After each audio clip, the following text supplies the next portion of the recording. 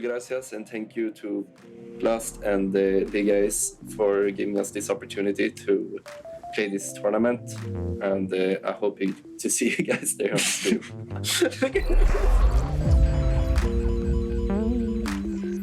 My name is Jonathan Borumo, and I go under the nickname Borumaster. I am the author of ATK. So I'm Reese Armstrong, paiN, you might know me as. I'm Gareth Mr. Maurice. I'm the RGL of the team. And ATK is my first professional stunt with the team. My name is Daniel Kogan. I'm the coach of the team, the head coach of the team.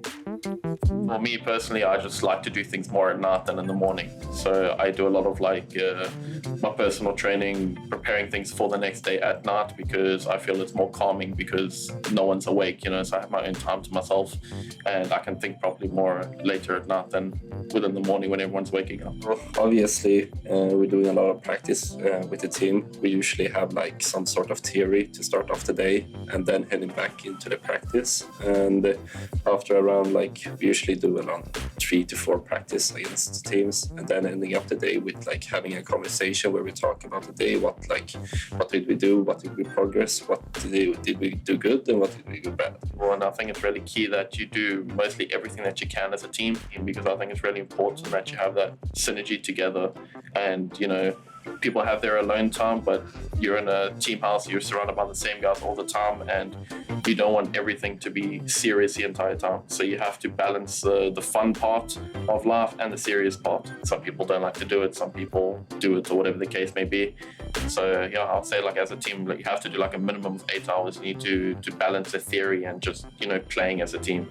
We, using an analyst and myself, usually I watch and study the same day that we have the match, and then we have a chat before the match, me and Mr. And then we just talk about what are we going to do and how it's going to affect our game plan. I think there's a diversity of people. We're not people from the same area. I know paiN for 15, 16 years now, but everyone else, I don't really know. We have people coming from all around the world, so there's different diversity in how they do things around the house. But it's coming back to understanding that you're friends outside the game. You also need to understand that you have to give feedback to each other. You're doing this wrong, you're doing that wrong. You can't take it personally. Everyone wants the same goal at the end of the day, and you just have to accept that everyone here is just trying to make you a better person. Going after that each day, you kind of start to feel fatigue or burnout, and then that's when I kind of realized to myself that I need a break now. For me, my role is basically make sure that all the 5 players are happy. And to do that, everyone is different, and you need to study how to talk to people and study people generally. And sometimes you also gotta accept that people like to do less stuff because it's a burden on them. And like I had a phase where I felt like I was overworking for other people, and I just gotta accept the fact that like some people are less, some people are more, like depending on like how they manage their burnout. Everyone is unique basically, and you gotta learn that. So as a coach, it's demanding to pretty much make sure that everyone is satisfying. That's like the main thing. The easy part is basically playing and fixing the mistakes. The hardest part is all the outside that goes behind it. Everything like starts with like, you know, being the guy sitting at home playing video games for fun, and then end up being like kind of good at it, and then you have to start explaining for them what you're doing and all the stuff. I would say that I'm coming from a family that we are more like sport athletes, so esports wasn't something that's wasn't in our family. And then all of a sudden I started to like become good at the game, you know, and started to do like going to lands, traveling to different countries and such, and actually started to make profit out of the game. I think my family in the beginning, before like they knew what professional gaming was, they always thought like I'm sitting behind a computer just playing for fun, you know. And I showed them a video of professional gaming, you know, a tournament, and they started supporting me. My family supports me all the time. Like I always get messages, good luck. But my mom never knew about esports or anything. And then when I told her I'm going to a LAN in another city, she was like, wait, what is going on? And then she actually came with me. She drove me to the LAN, and that's when she first realized what esports is. And then ever since then, she's been supporting me. They know that this is my dream, my passion, and they always give me advice when I'm down, or they're always supporting me. And it's my family just supports me until the end. Like they know what I want in life, and they're doing everything possible to make sure that I can get it. Now we're here in Mexico, and we're ready to compete, play at the highest level possible.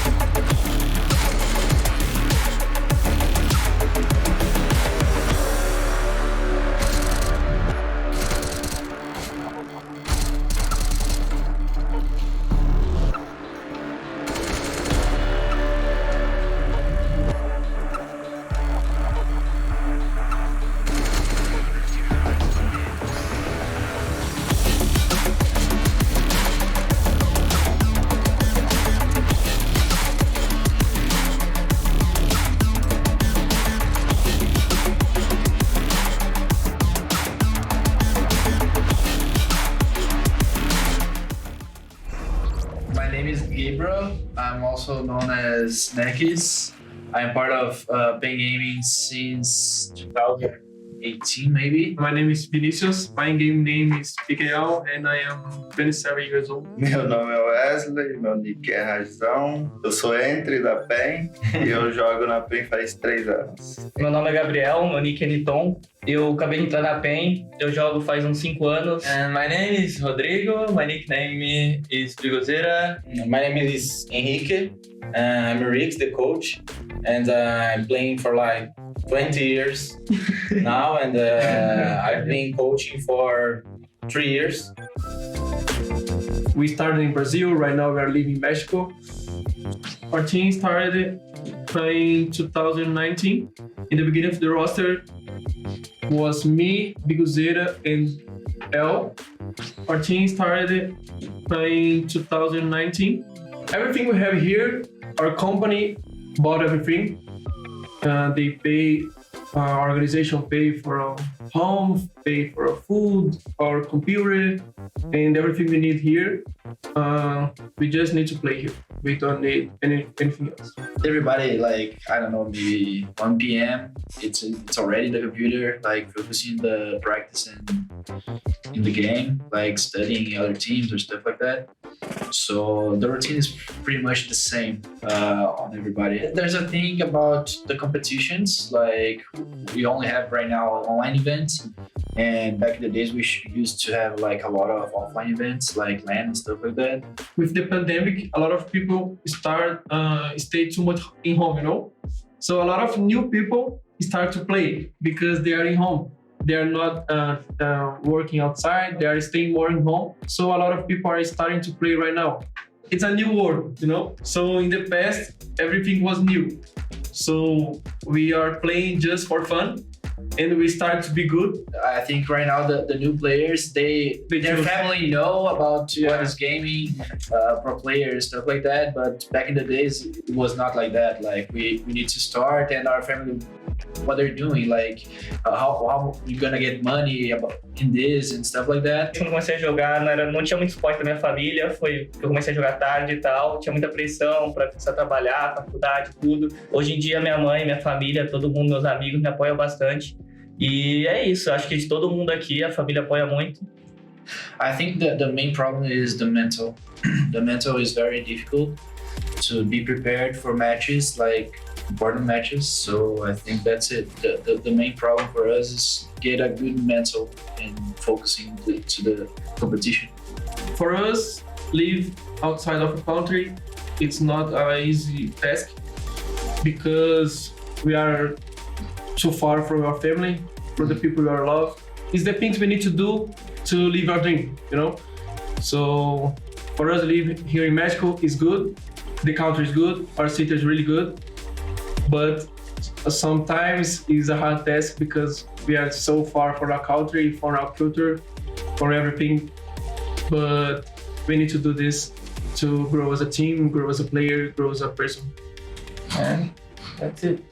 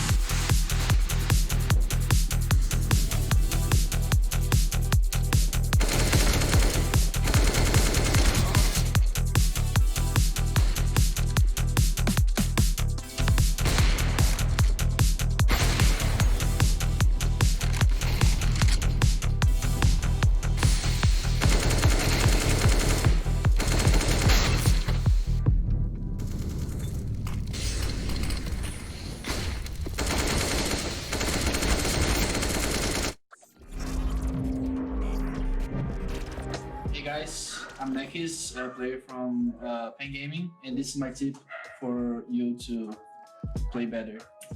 I think it's a good tip, and all the pro teams do this because it's a good thing. So there's this thing that I do, which is good to everybody who's going towards connector, and the T's cannot see.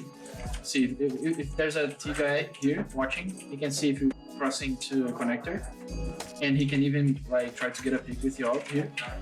If he pulls here, he can get a free kill. And for this don't happen, you need to like pulse with your Marley here. You should aim like here on top of the or here, and like running, throwing. And the Molly is gonna not show that I'm crossing, like right here. It's gonna like show the flames and cannot see who's crossing. The upper cannot get a peek. So it's a good tip. You need to run a lot, like go here, in, and run a lot. So it's gonna land here. And the upper cannot see if you're crossing.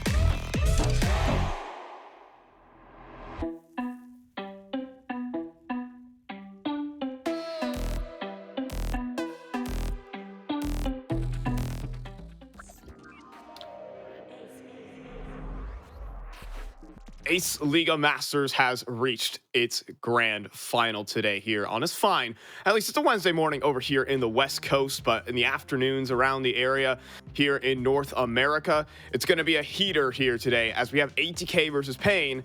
I'm Phi. I got the big brains of this operation. I got Cole Extra McHenry by my side. Yeah, it's going to be an incredibly exciting grand finals right today because we got two of the favorites heading into this for the battle of that Blast North American showdown right there. And so I'm really excited to see these two teams take each other on because heading into this event, I mean, these were the two teams to expect getting into that grand finals position.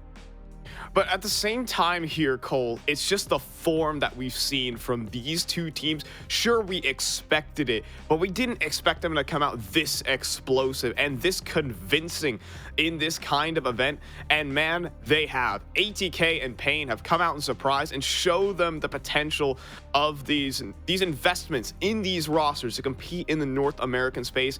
And boy, they've brought it to the table. I am so excited to have them for a best of 3. And so when we take a look at ATK, and let's take a little bit of a dive into our teams, as ATK is going to be at least taking a look at our results first and foremost. Let's take a look at what we saw yesterday, specifically in those semifinals where ATK and paiN Gaming took their series dominantly. Yeah, I mean, so far we've yet to see ATK or paiN lose a map, so you got that factor heading into this when someone's finally going to take the L today in this grand final matchup because both of these teams in red hot form. I mean, even ATK looking very strong in the fact that they have a stand-in as well. J-Dubs has been he's been standing in nicely, and so it's exciting to see them kind of thrive despite some of those X factors. Yeah, I mean, just dive a bit deeper into the stats that ATK brought to the table yesterday. Even with J-Dub standing in, I think he was comfortable, but ultra comfortable because he had such great teammates standing next to him the entire way through. ATK, specifically faiD and Bodemaster, we'll get into them in a little bit of deeper detail later on, but those two were bringing everything home for ATK. Yeah, I mean, no doubt about it, man. Those two have been absolutely lighting things up right now. They're standing at 2nd and 3rd right now in the event, only bested by Nithon. And so it's exciting to see faiD again continue his improvement in form over the last couple of months. He's continued to be a huge factor here for ATK. And I mean, we could take a look at what he did yesterday. So many big multi-kills. I mean, if you think about it, he really did close out this series from the Gladiators. Yeah, I think faiD has kind of begun to come into his own as a role player that he is, getting aggressive, getting in their other players' faces. And when your aggressive rifler is just popping off, Cole, it sure feels like the other team just doesn't have a chance. Yeah, no, I mean, it was very, very tricky to work around here. I mean, faiD was so very good. And like you said, I feel like so many times right now in these replays, we're seeing him just open rounds up, so aggressive, even like in high impact situations. Here, you're talking about a 13-6 start. The Gladiators were starting to string rounds together. And faiD with that one right there, I think was a real turning point. It shut down that momentum of gaming Gladiators and allowed them to close out again. I mean, and that's not the first time he's done it this series. Yeah, and I mean, the madness as well. I mean, even translating this one over to Dust 2, he brought immense form. He was such a terrifying force for ATK. When it came down the stretch, yesterday's series was a superstar one from faiD. Yeah, no, I mean, that's the only way to put it, right? He was an absolute shining light. And if he continues this form in any sort of way, it is going to be a terrifying prospect. I mean, it's going to be tricky for paiN to deal with, despite the fact that they do have subs. We've even seen them, deal with the Gladiators yesterday. Those CT sides were absolutely immense, and faiD was leading the charge in some of that, especially when Bowden slowed down a little bit towards the tail end. He was the one to pick it up and really allow for them to finish the job. Yeah, I mean, even when you're down 12-10, trying to make the comeback back into the game, and faiD was solely responsible for it. So faiD gets all the props, even the 1v2 coming out towards the end of this was just immense. The Ninja defuse to bring him to 15, and then this one afterwards, Cole. I mean, this is just the prime argument for faiD, and if he's maintaining this form versus paiN Gaming, this could be a quick series. But of course, we'll have to check in later on with paiN Gaming and see what they have to bring to the table, of course. Yeah, of course they do have a lot here. But this is the closing round. I mean, this was incredible stuff right now. faiD in a high pressure situation, whipping out the USPs, whipping out the AWP on the secondary. And these CT sides are going to be really tricky. This last beautiful shot, man.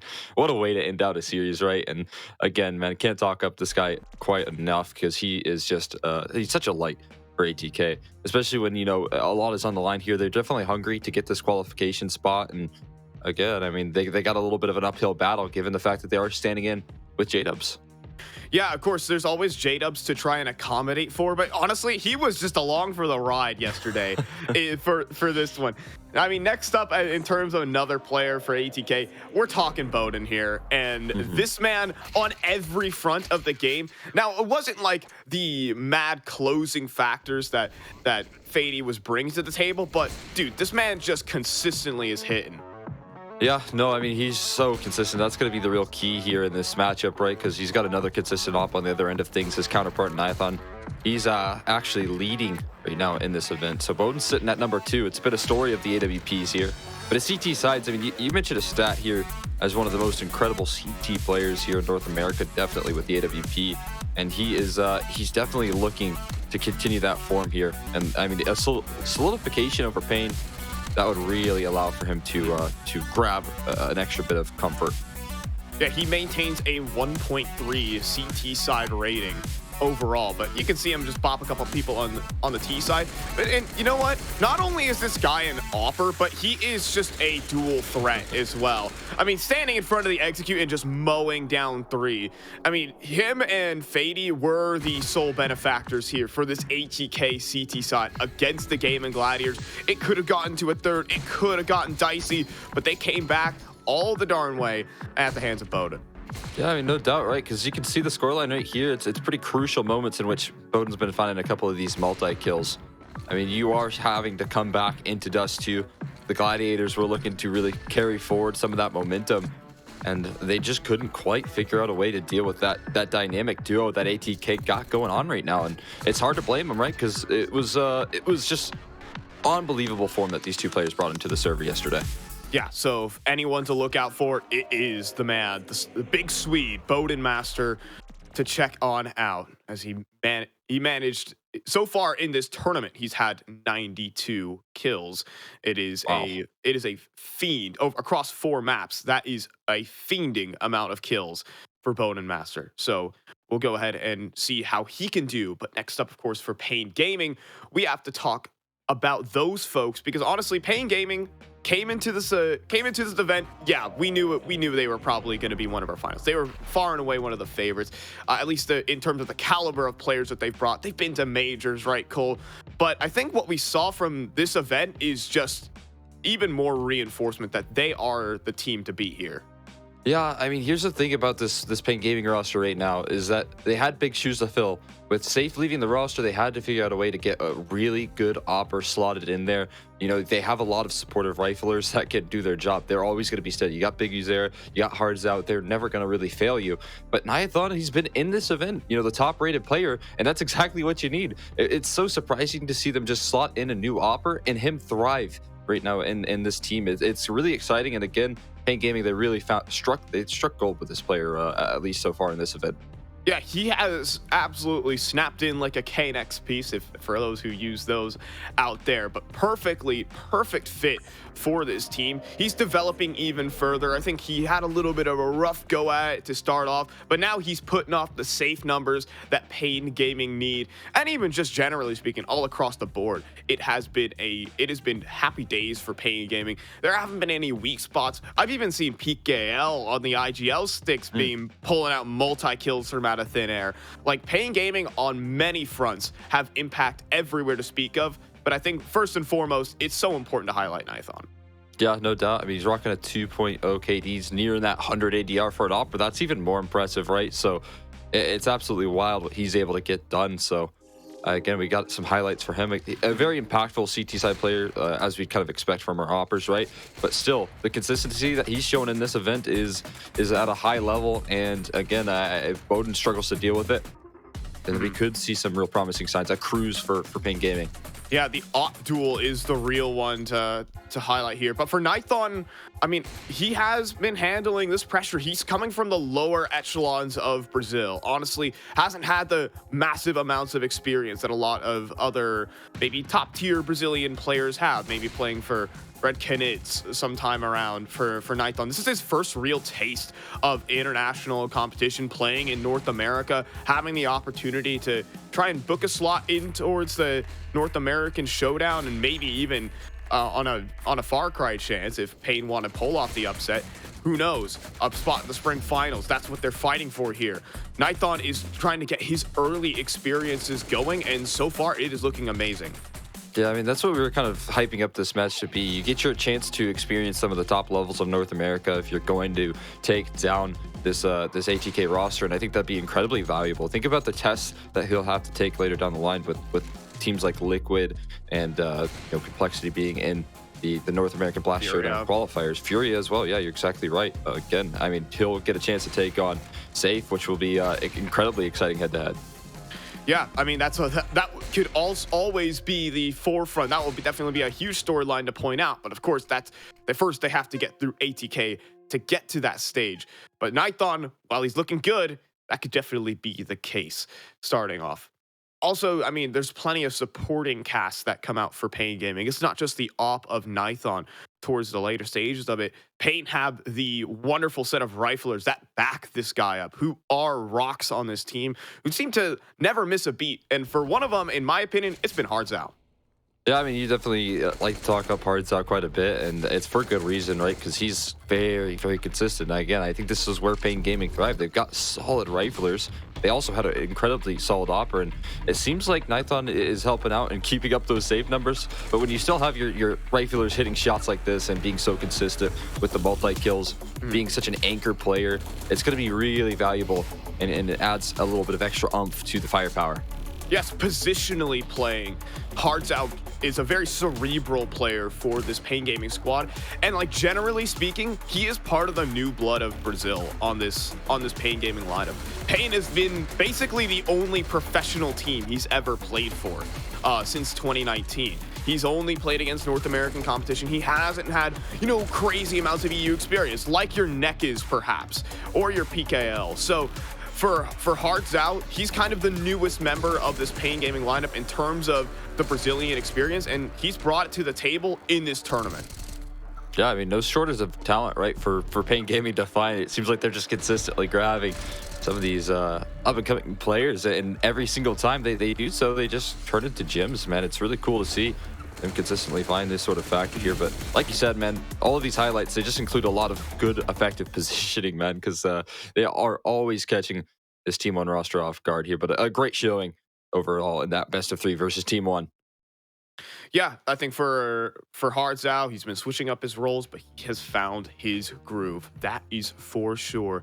And now let's take a look at our predictions for us on the talent desk to see who might be heading off to the showdown here in North America. I'm picking paiN here, Cole. I'm just saying.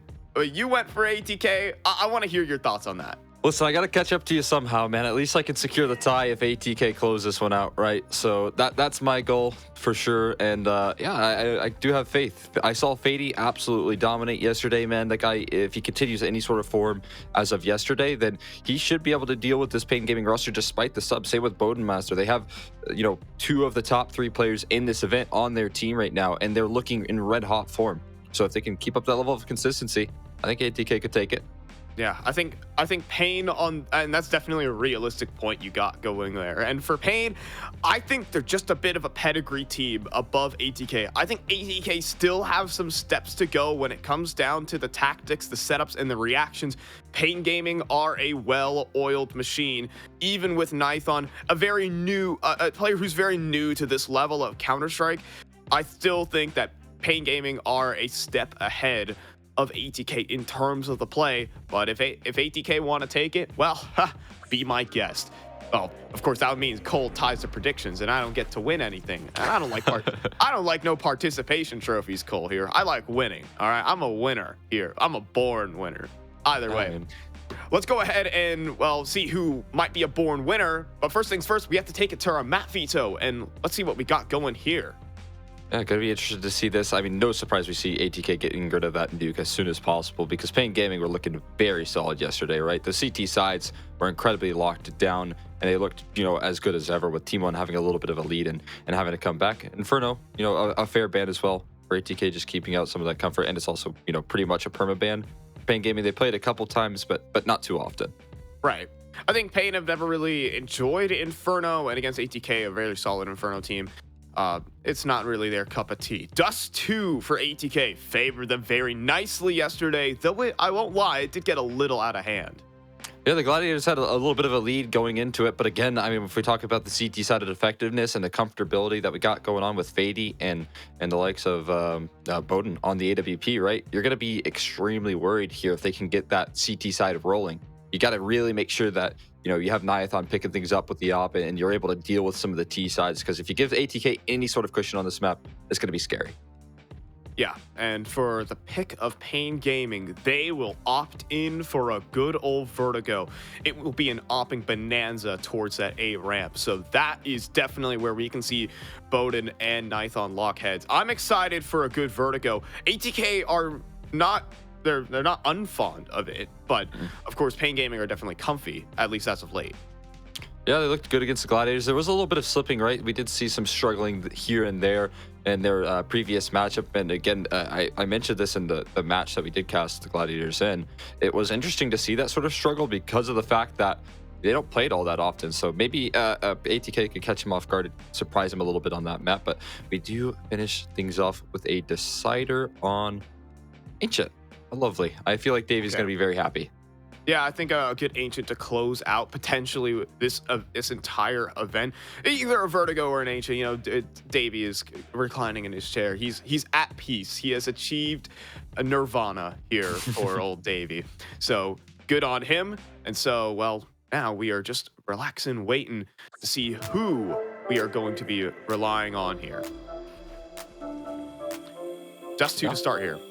Yeah, I mean, you gotta give some problems to Davey, right? So of course, he'll take 2 for 3. I feel like at least you get to see some good oppers on Dust 2. That's a good sign. But yeah, I'm excited to see this again. paiD was very exciting on the secondary op. I mean, he only really pulled it out towards the tail end, right? But once he did, it was a huge closing factor. paiN was so positionally aware, and even with the rifles, he seemed to be in good spots. So you're definitely going to see a lot of comfortability. And I mean, even J-Dubs, I feel like he has the potential to step up to the plate and be an effective force. But we got good news for you. Yeah, let's go ahead and hop in a game. Davey and Jackie take this grand final away.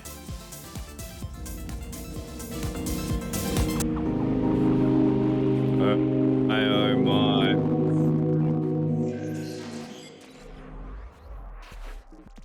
We are into the action here in the grand final. paiN Gaming taking on ATK. One final best of 3 to decide who is going to the Blast Premier Spring Showdown 2022 North America. A lot on the line. And of course, I'm here with the biggest man to ever do it. How you doing, Davey?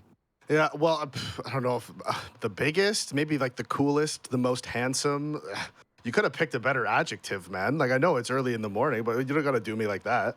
Well, you've got huge stature. You tower over people. Oh, wait, you were talking about my calves. Yes, those massive, juicy boys you got on the back of your legs. Well, that is fantastic. In that case, thank you so much, Jack. It is a pleasure to be here this morning. Thank you, boys on the desk, Exner and Phi. Appreciate you both for that breakdown. Now we get into the game. paiN Gaming versus ATK. Now, I will say this is a bold pick from ATK. paiN Gaming have an 85% win rate in the last 3 months on Dust 2, as ATK just going straight for the B-rush on the pistol round. Nekiz isn't able to land any shots, but the rotations coming in from Big Uzera are, as they find 2 headshots. Now 3 versus 3, and the B retake is going to be difficult, but the double fast flank might help them out. There's that 1 T towards middle as well. Knife on, waiting for his opportunity to strike. Will peek out, hits the first. Follow-up frag comes in as well as Mistum goes down. It's all on the man of the match. He's been caught towards the doors. And no opportunity for him to pick up a frag with the 4-4. Bullet to the brain from Big Guzera, and paiN start off with a lovely pistol round here on D2. Yeah, they just go, ATK just goes straight for the B rush. They actually find the opening as well onto Nekis. He dropped pretty early, but Big Uzera with that fast rotation in finds 2 headshots as he's coming through the door. And that double flank actually kind of messed up ATK because they had that player lurking mid, so they didn't think that they could be flanked from tunnels that quickly. And sadly, that was their undoing, as you could see both players inside of the site on the retake just not watching the tunnels. They didn't expect anybody to be there. Once they got those kills, they knew that the last man was going to be towards middle. And T-Neck is opening this one up towards B. That's a pick onto bowden. He was probably going for a deagle pick out of upper B tunnels. We see the reaction here from Mistum as he goes quickly up shore, and Nekis actually finds his second. This time taking a little bit of damage at the hands of feiDi, but still finding the second kill. As 3 Ts are working their way up short now. And without any utility jack, they're just hoping they land the 1Ds. They are going to go for the run boost. See if the play will work. Nope. Instant frag. Motum does reply with at least 1 deagle kill, but it's still not going to be easy for you to get too much done. Taking weapons out of their hands is the best case scenario. And they do shut down 2 of the CT, so a couple of rebuys coming out at the very least. But all in all, paiN Gaming, you get the pistol. You do follow up on that one as well. No shenanigans there from the Deagleers of ATK. So smooth sailing, more to what we would expect. Yeah, the 2 kills is pretty important since ATK didn't actually buy last round. Forcing those players, you see PKL down to 0, Neck is 150. So those 2 kills, considering there was no investment, could be huge here as J-Dubs goes fast out long, but it is actually Nithon who finds the opening. As J-Dubs goes for the quick trade and connects on the second. The spray transfer is there. Big Uzera is there to trade it out, but now it's a 3 versus 3. Big Uzera holding long control, but there is more Ts here. He drops that smoke to try to help himself out with the players lurking. Big Uzera, he is on it today, though. Following up the form from the pistol, he finds 3 towards long. Oof. Motum tried to make a play towards middle. Hill falls to bowden next in line. Similar sort of scenario there. Jumps up on top of the box, can't hit the shot. Nekis with 4 HP, holds strong. And paiN Gaming are able to find all 3 of the rounds off the back of the pistol. Not the dream scenario, really, for ATK here on Dust 2. They've had some good displays on the map. Very early doors as well, so don't count them out. Their T-sides can be very lucrative, especially once we start to see bowden on the AWP. That's where he comes alive. That's where we get that next caliber from them. Talking of the AWP, though, Nithon, he's not Cap today, Dave. He's banjo. Yeah, he's playing him like an instrument, isn't he? These translations, they keep changing. I don't know how to do. I'm trying to learn Portuguese, but he goes from cat to banjo, and I don't know what's going on, but whatever, man. Look, it doesn't matter. He finds the kills in the end, and that's all that there really is to it. And as I was saying, right in that pistol round, this was a really bold pick from ATK to go for Dust 2. Personally, I disagree with it, but obviously they know their team better than I do. But paiN has an 85% win rate in the last 3 months on this map. That's with this lineup as well. That doesn't even include Safe, like the old Safe lineup. So I'm not sure what ATK saw in their Dust 2 yesterday that made them think picking this into paiN was a good idea. This is statistically paiN's best map. So now you're giving paiN 2 of their best maps in Dust 2 and Vertigo. And I think if I remember right, ATK only has a 40% win rate on Vertigo. So, no, 50, sorry. A 50% win rate on 2 maps. So ATK doesn't even play Vertigo. It's normally one of their bans. It's normally their perma-ban. So this is... Yeah, I think this was a very weird veto here from ATK, and I think it really favors paiN. It does absolutely feel like things have gone a bit skew-if in terms of the veto. Oh, and that's the up of bowden down too. Yeah, it's up to ATK, really, to resolve that issue. As you said, with bowden going down this early, it's not going to be great. So that's now 2 AWPs for paiN. Big Uzera is waiting towards the back of the site. He's got support from Nithon. He fires out the first warning shot. Uzera can peek from his contact. And one by one, everyone on the T side is just getting absolutely mown to bits. It's just Motum left. Even getting weapons here wouldn't help you too much because the cash is building up. And so are the rounds. That's the hot commodity coming in, fresh off the presses here for paiN. 5 rounds already. And this is the risk you run. You give paiN the CT side of Dust 2. They win the pistol. They get the double ops out as soon as possible. Now, last round, 5 people alive. Coming up here, ATK on the half buy. If they don't get 2 or 3 kills, we could be looking at the situation we saw in Mirage yesterday, where paiN just builds up so much of a bank on their CT side that you can never break their economy. And ATK last round, they did get the op out onto bowden. He is just saving again with the P250 to make sure he can get it into the next one, but they need to find a way to get him into the game, to find him getting these openings, because double ops on the CT side of Dust 2 now is so difficult to deal with for the Ts.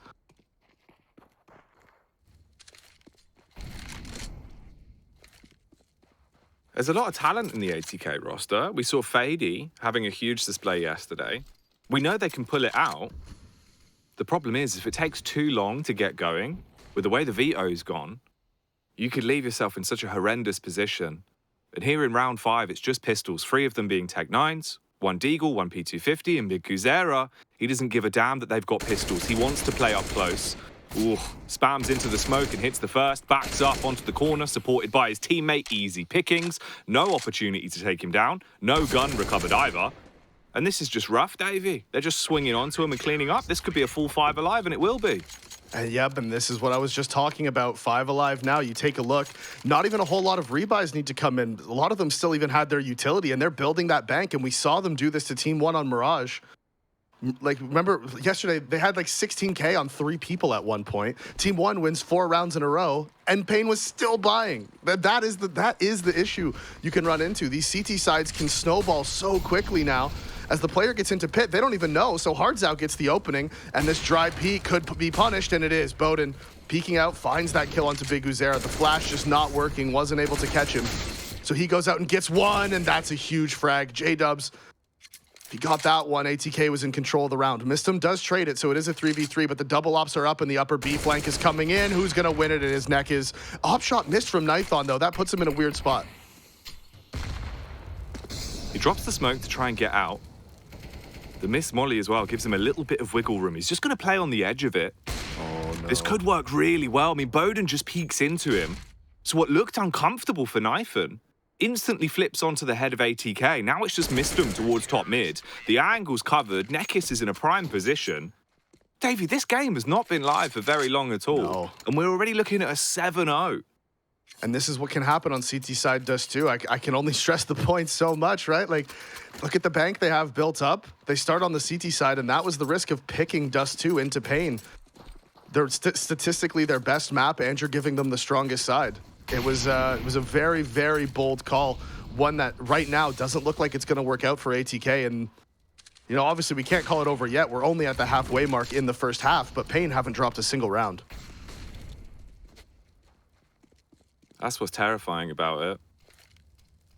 And we saw how effective Kuzera was the last time he went up against the Slight Force. This time he gets contact playing from Shoxy, drops the nade, waits for the push to come towards him, does just hold towards CT. Nithon's there. 7-2 at the minute. Only really had the one miss on the AWP, otherwise he's been hitting heads. Days. Aggression towards middle.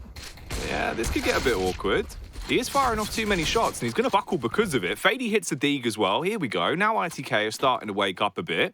baiN's on the scout, but look at this. Back towards B. Nekis unloads on the spam. Nearly gets the flick off, but paiN will slay him. So a 2v2 finally.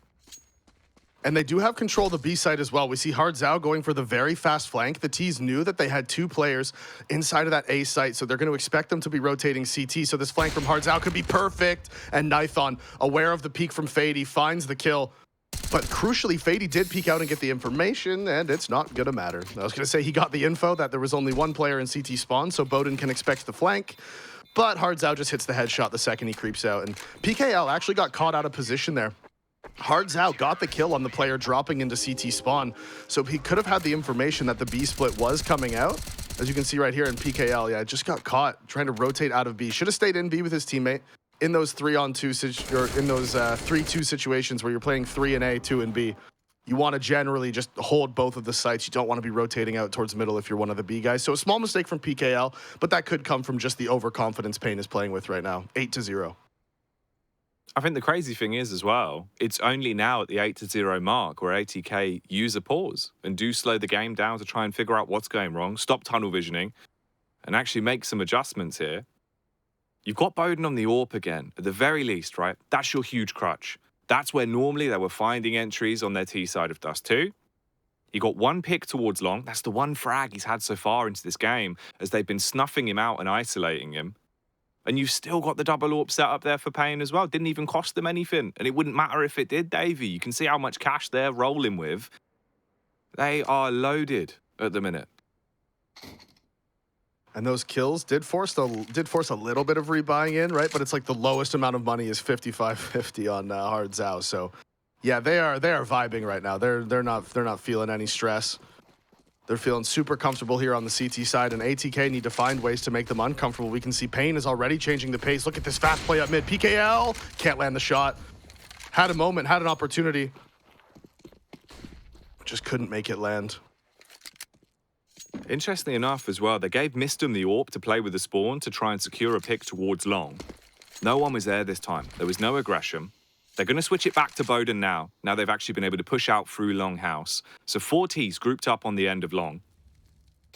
Very aggro setup here as well. They're going to boost up on top of the box so they can peek over the smoke and potentially make a play out of this.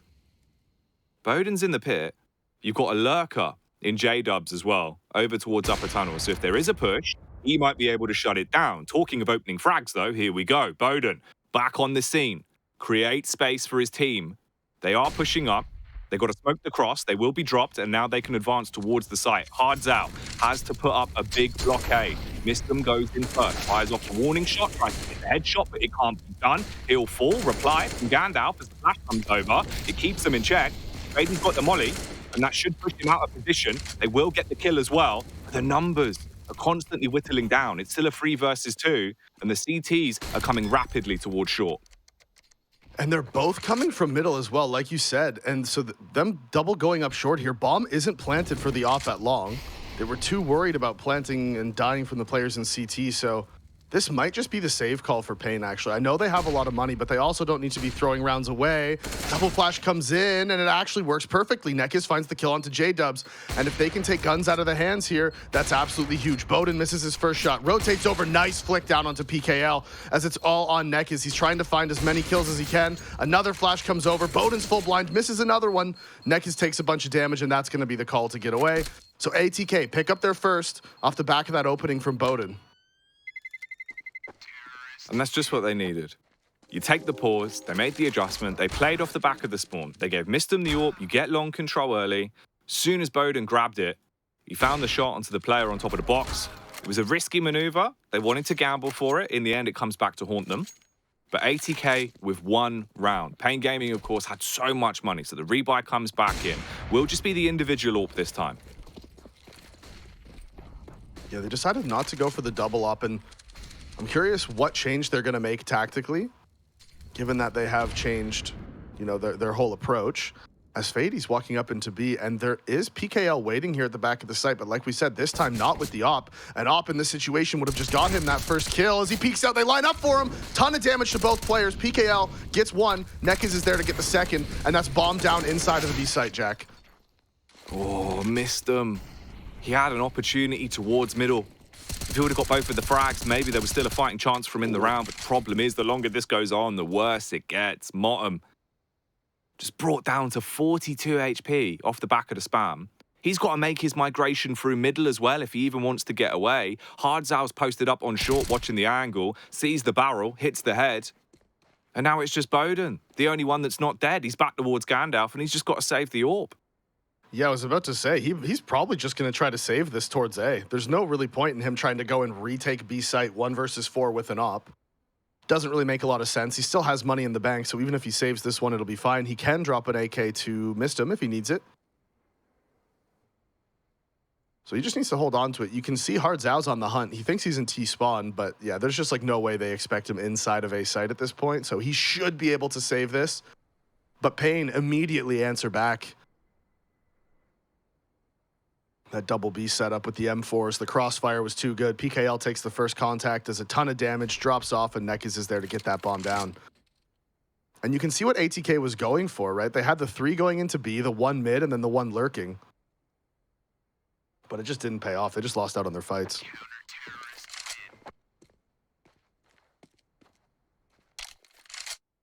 And this has got to be painful for ATK. A risky pick into Dust 2. You're on that T side, you're trying to set the tempo, setting the pace of the game. It's not really worked for you. The 1 round of many was off the back of bowden's heroics with the 2 picks towards the A site. You go for your second pause as well. Use this. Make an adjustment. Last time around, it did help. Off the back of the pause, we saw a slightly different setup from paiN. They left the long control, they went for the mid push. PKL missed his shot.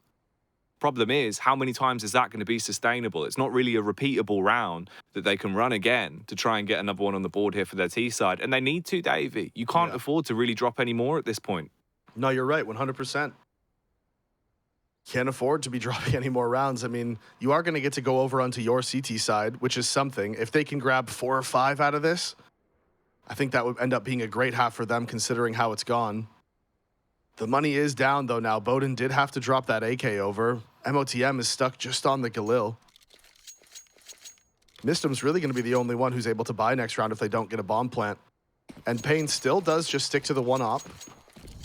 I'm a little surprised by that. The double op was working really well for them. Maybe the presence of the double op was good, but because PKL missed his shot, he's like, oh, I'm just not feeling it today, guys.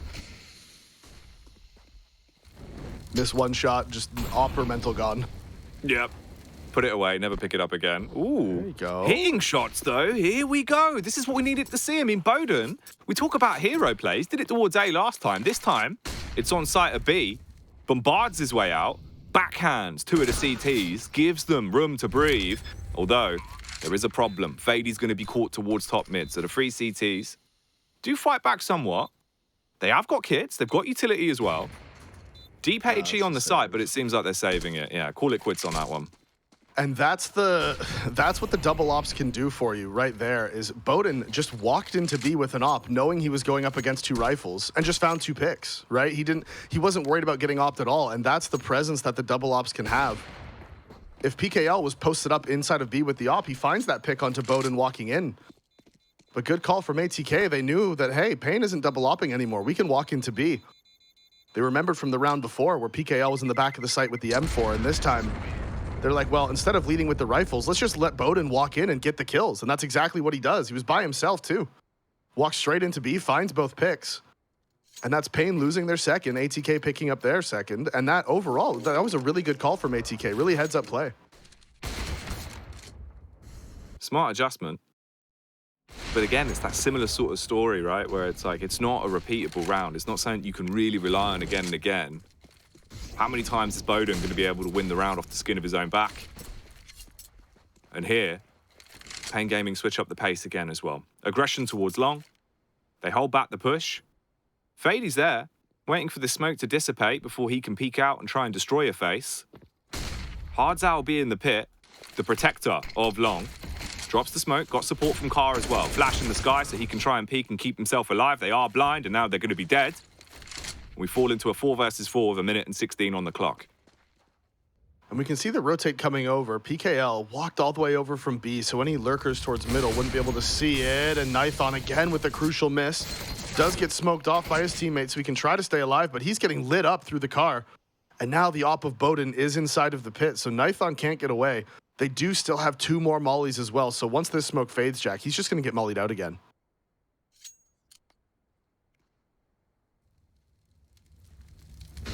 That's the molly. He's playing on top of the trunk.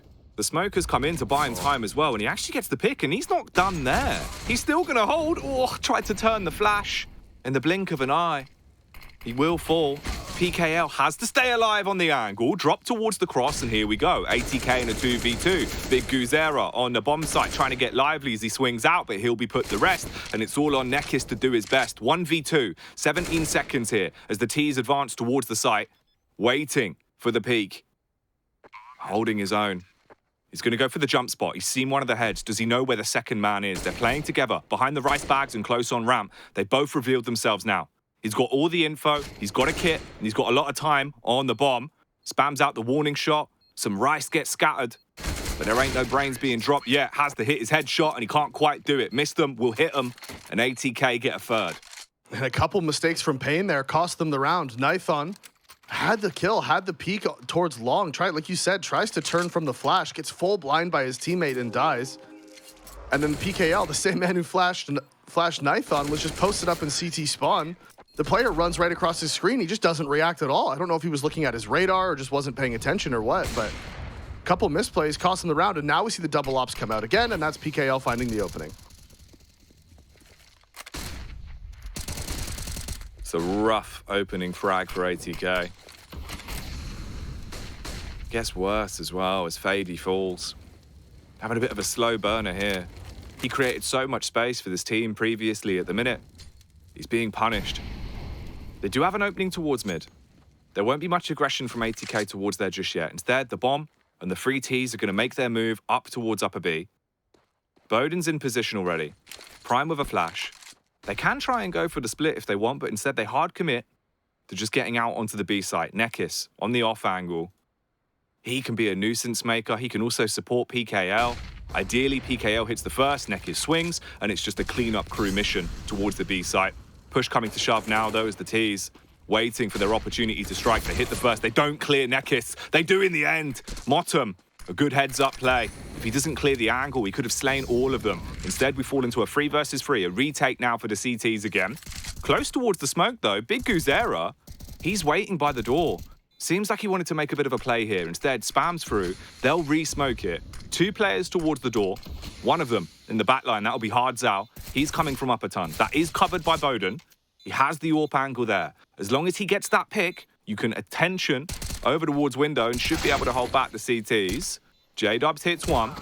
bowden will hit the second. And that's the round gone. Yeah, both players got dinked, and they might actually... No, they're going to be able to get away in time. ATK really had no business winning that round at all. They walk into B, good flashes, push PKL off. The Molotov comes, makes him have to swing towards the back of the site, and they find the kill. And like you said, Nek is tucked away in the corner. ATK knows that Nekis has been playing in those cubbies, right? He was towards car before. He's been close right a few times, so they just run right past. MOTM spins around and clears him.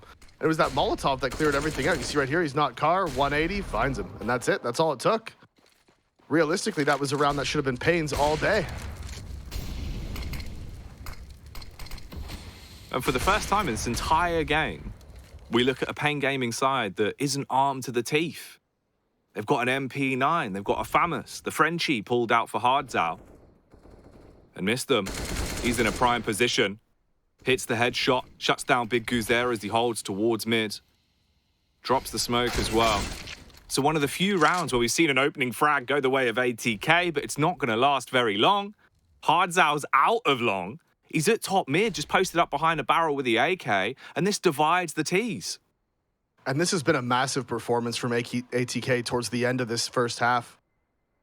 They've just been able to grind these rounds out, and again, they're going in towards B. It's only Nek is there. He's playing close towards the car. He does get flashed off. He's going to get first contact, tries to look away, finds the first, tucks away in the corner, but the pre-fire comes in, and bowden gets one on the rotator as well. So 2 versus 2, and they have the B site again. bowden gets the bomb down. Rapid response coming in from Hardzao. Drops the nade in through the window. Waits for Nifon to advance up. They throw out the smoke as well. And this attracts the attention of bowden. He's split between 2 mines, trying to decide which angle he needs to focus on. And will the call be right? Walking through the smoke, Hardzao's about to get some delight. Hits the first. There's the follow-up. Hardzao. He's on a tear right now, Davey. Opens up the round with a response towards long. Gets the kill on the MP9. AK upgrade. Rocks up towards the party at B. Slaughters both of them. He's 17 for 6 at the minute. MVP performance for paiN Gaming here from Hardzao. Really, really putting a shift in. Oh yeah, he has been immense. ATK found the opening pick that round as well. Missed him out towards middle. Finds the rotator and CT spawn. And like you said, without that response from Hardzao, ATK has all the map control. They can go wherever they want. paiN is stretched. But because Hardzao goes aggressive, finds that trade back, it allows paiN to play it how they want to. And they were then able to get the retake off the back of it as Hardzao goes down in the middle of the open and long. Caught a little bit out there. Nithon's not able to land the shot. You can see him, he's like, boost me back up, please. Come down and boost me. He escaped, he dropped, and now the boost comes in. You can see he was begging. Please, boo-boo. Little boo-boo towards A, please. Please, my friend. My best friend, please. My favorite teammate, Big Guzera, please boost me. You are so good, please. You are the best player I've ever played with, no boost. That's the cheat code to get boosts or get a drop. You know, every time someone wins a round, just be like, you're so good, man. You're just incredible. Please drop me an M4. Oof. Could be some M4s being dropped here for paiN. They were fighting fire with fire towards short. They have been pushed off the angle. PKL holding towards mid doors, though. Sees Fady on the cross. Spots a bit of shin. Shoots into it. and secures another pick. So now they've got a big advantage to work with. The HP, not good for ATK either. And this is the last round of the half. He just runs out. Motom on a mission. I'm not really sure what the idea was there. That just looked really funny. I don't know. You can see he was trying to pre-fire behind the smoke as the flash came in, hoping that the flash would save him from anyone on the top of the stairs. Like, the idea there is you go running through the smoke, spraying, so the person on the top of the stairs looks towards you, and then the flash comes in to blind him. But the flash either missed or wasn't good or something, or they just, I honestly don't know. It just looked real funny to see MOTM just Wing through the smoke, spraying at nothing. I do understand the thought process, though. It wasn't as bad as it looked. It just looked funny. Just in the moment, just seemed quite comical. Yeah, it really did. Windmilling round the corner, hoping he's going to hit someone's jaw. Not ideal. So ATK using their third pause of the 4 they have here into this matchup. Take a brief timeout, reset the mental, take it as a fresh game here going into the CT half. You need a big pistol. That's an absolute. From that point forward, they've just got to keep up the pace they started to find towards the end of that T half. It was a big comeback for them. It's not amazing, but if they can show us their true skill on CT, and there could still be an opportunity here. This is their map pick, Davey, so they must have some thought process behind this. Yeah, and it is easy to say, but obviously the CT pistol here is so huge. This 11-4 scoreline, you win the pistol, it flips very quickly. 11-7, a lot closer. And it's easy to say. It's the same thing everybody says. Got to win the pistol. Pistol very important. Yada, yada, yada. But until it stops being true, I'm going to keep saying it, Jack. They can't stop me. It's just the fact. No kit for ATK. I don't really like that. I always hate when the CTs don't have a kit. Better hope they hit their shots. In terms of the setup, it's very aggro early. They went for the short boost. You've already got control here. And this could work wonders, actually. The Ts are coming down. paiN Gaming pulling in towards lower tunnels. baiN, doesn't matter if it's not an AWP, he'll still hit you hard and fast. And look at the doolies on Mr. He's not going to be mucking this one up. Does only get one, though. This could create enough space for him to actually secure the site. 3v3. faiD, close towards the door, has to wait for the rotate. There is a player towards upper tunnels as well, and that'll be Knife'n. Hits the Glock to the head of baiN. And it's all on J-Dubs and faiD. Flash out the window to try and keep him back. He's already posted up on a pedestal. But I don't know if he'll be finding much from this. Time starting to tick away as well. Bomb about halfway through. They don't have a kit, so it's got to be rapid. They go sprinting in. 2 frags for J-Dub. And faiD picks up the last. Somehow they salvage it. Unreal. How did ATK pull off that retake? I'm looking at it. I'm like 2 versus 3. 100 HP on 2 players. No chance for them to get through here. And they just push through the door. They push through the window. They find all the headshots, and the round goes the way of ATK. Wild scenes. I can't believe that 2v3 retake on pistol with no kit. That's not seen very often. That is very rare, what we've just seen. They knew how little time they had. I guess J-Dubs just went, all right, full throttle, let's give it. It pays off. You're not out of the woods just yet, though. I mean, you look at what paiN Gaming are working with here. You might turn your nose up at it. But those 3 Deagles in the hands of PKL, Big Guzera, and Nekis, they're headhunters. They love these weapons. They absolutely punish you on rounds like this when you get a false sense of security. And they're going up short. There's a bit of a leak towards A as well. It's lucky Motom gets a bit of contact here. But this could be risky, Davey. Yeah, they're playing to give up the A site, which is fine in the situation. You play double towards long. The hero AK is out for Hards out, and they might just walk all the way across into A here. You can see they have the read. And they're walking all the way in. Big Guzera slowly clearing his angles.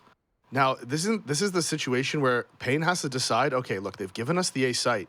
Do we want to try and be cheeky here and peek down into CT to pick off the rotator? Do we want to try to go for this aggressive long face? Because, I was about to say, if the AK peeked down into long, might have been able to find that opening kill. Instead, it's 19 damage from the Deagle onto baiN.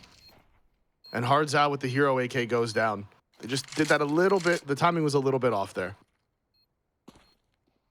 They distribute the wealth. Deagle dropped over. And the AK secured for Big Guzera. J-Dubs hits a headshot, and Motom sprinting straight in with the MP9. He's got to pick up the pieces here. Will be able to gun down one man, missed them with the final frag as well. So the retake works for them. They've still got time for the defuse as well with the kit in the back pocket. And that will be a very tight round picked up. Might have been 5 alive, but it still looked dicey at times. Yeah, and like I said, just a very small mistake there from paiN. You would want the AK to be the one taking that face towards long, right? Because if it's Hard Zhao peeking down long towards pit right there, he just kills Bowden. He just shoots him in the side of the head, and it's a free kill. Bowden was fully exposed, but because it was the Deagle at that long of range, he wasn't able to find the headshot.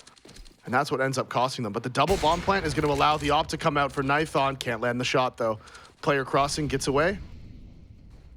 So there's one towards B, one towards middle, and we can see a second player rotating towards middle as well. So again, for ATK, this 2-1-2 setup. Right now, it's more of a 2-2-1. Ridiculous as well. Glanced at the HUD. I thought you had the kit in the back pocket. Didn't. Just a raw defuse. The time there was actually incredibly tight. Lucky they pulled that one out. ATK going to be counting their blessings with how this game's now starting to go for them.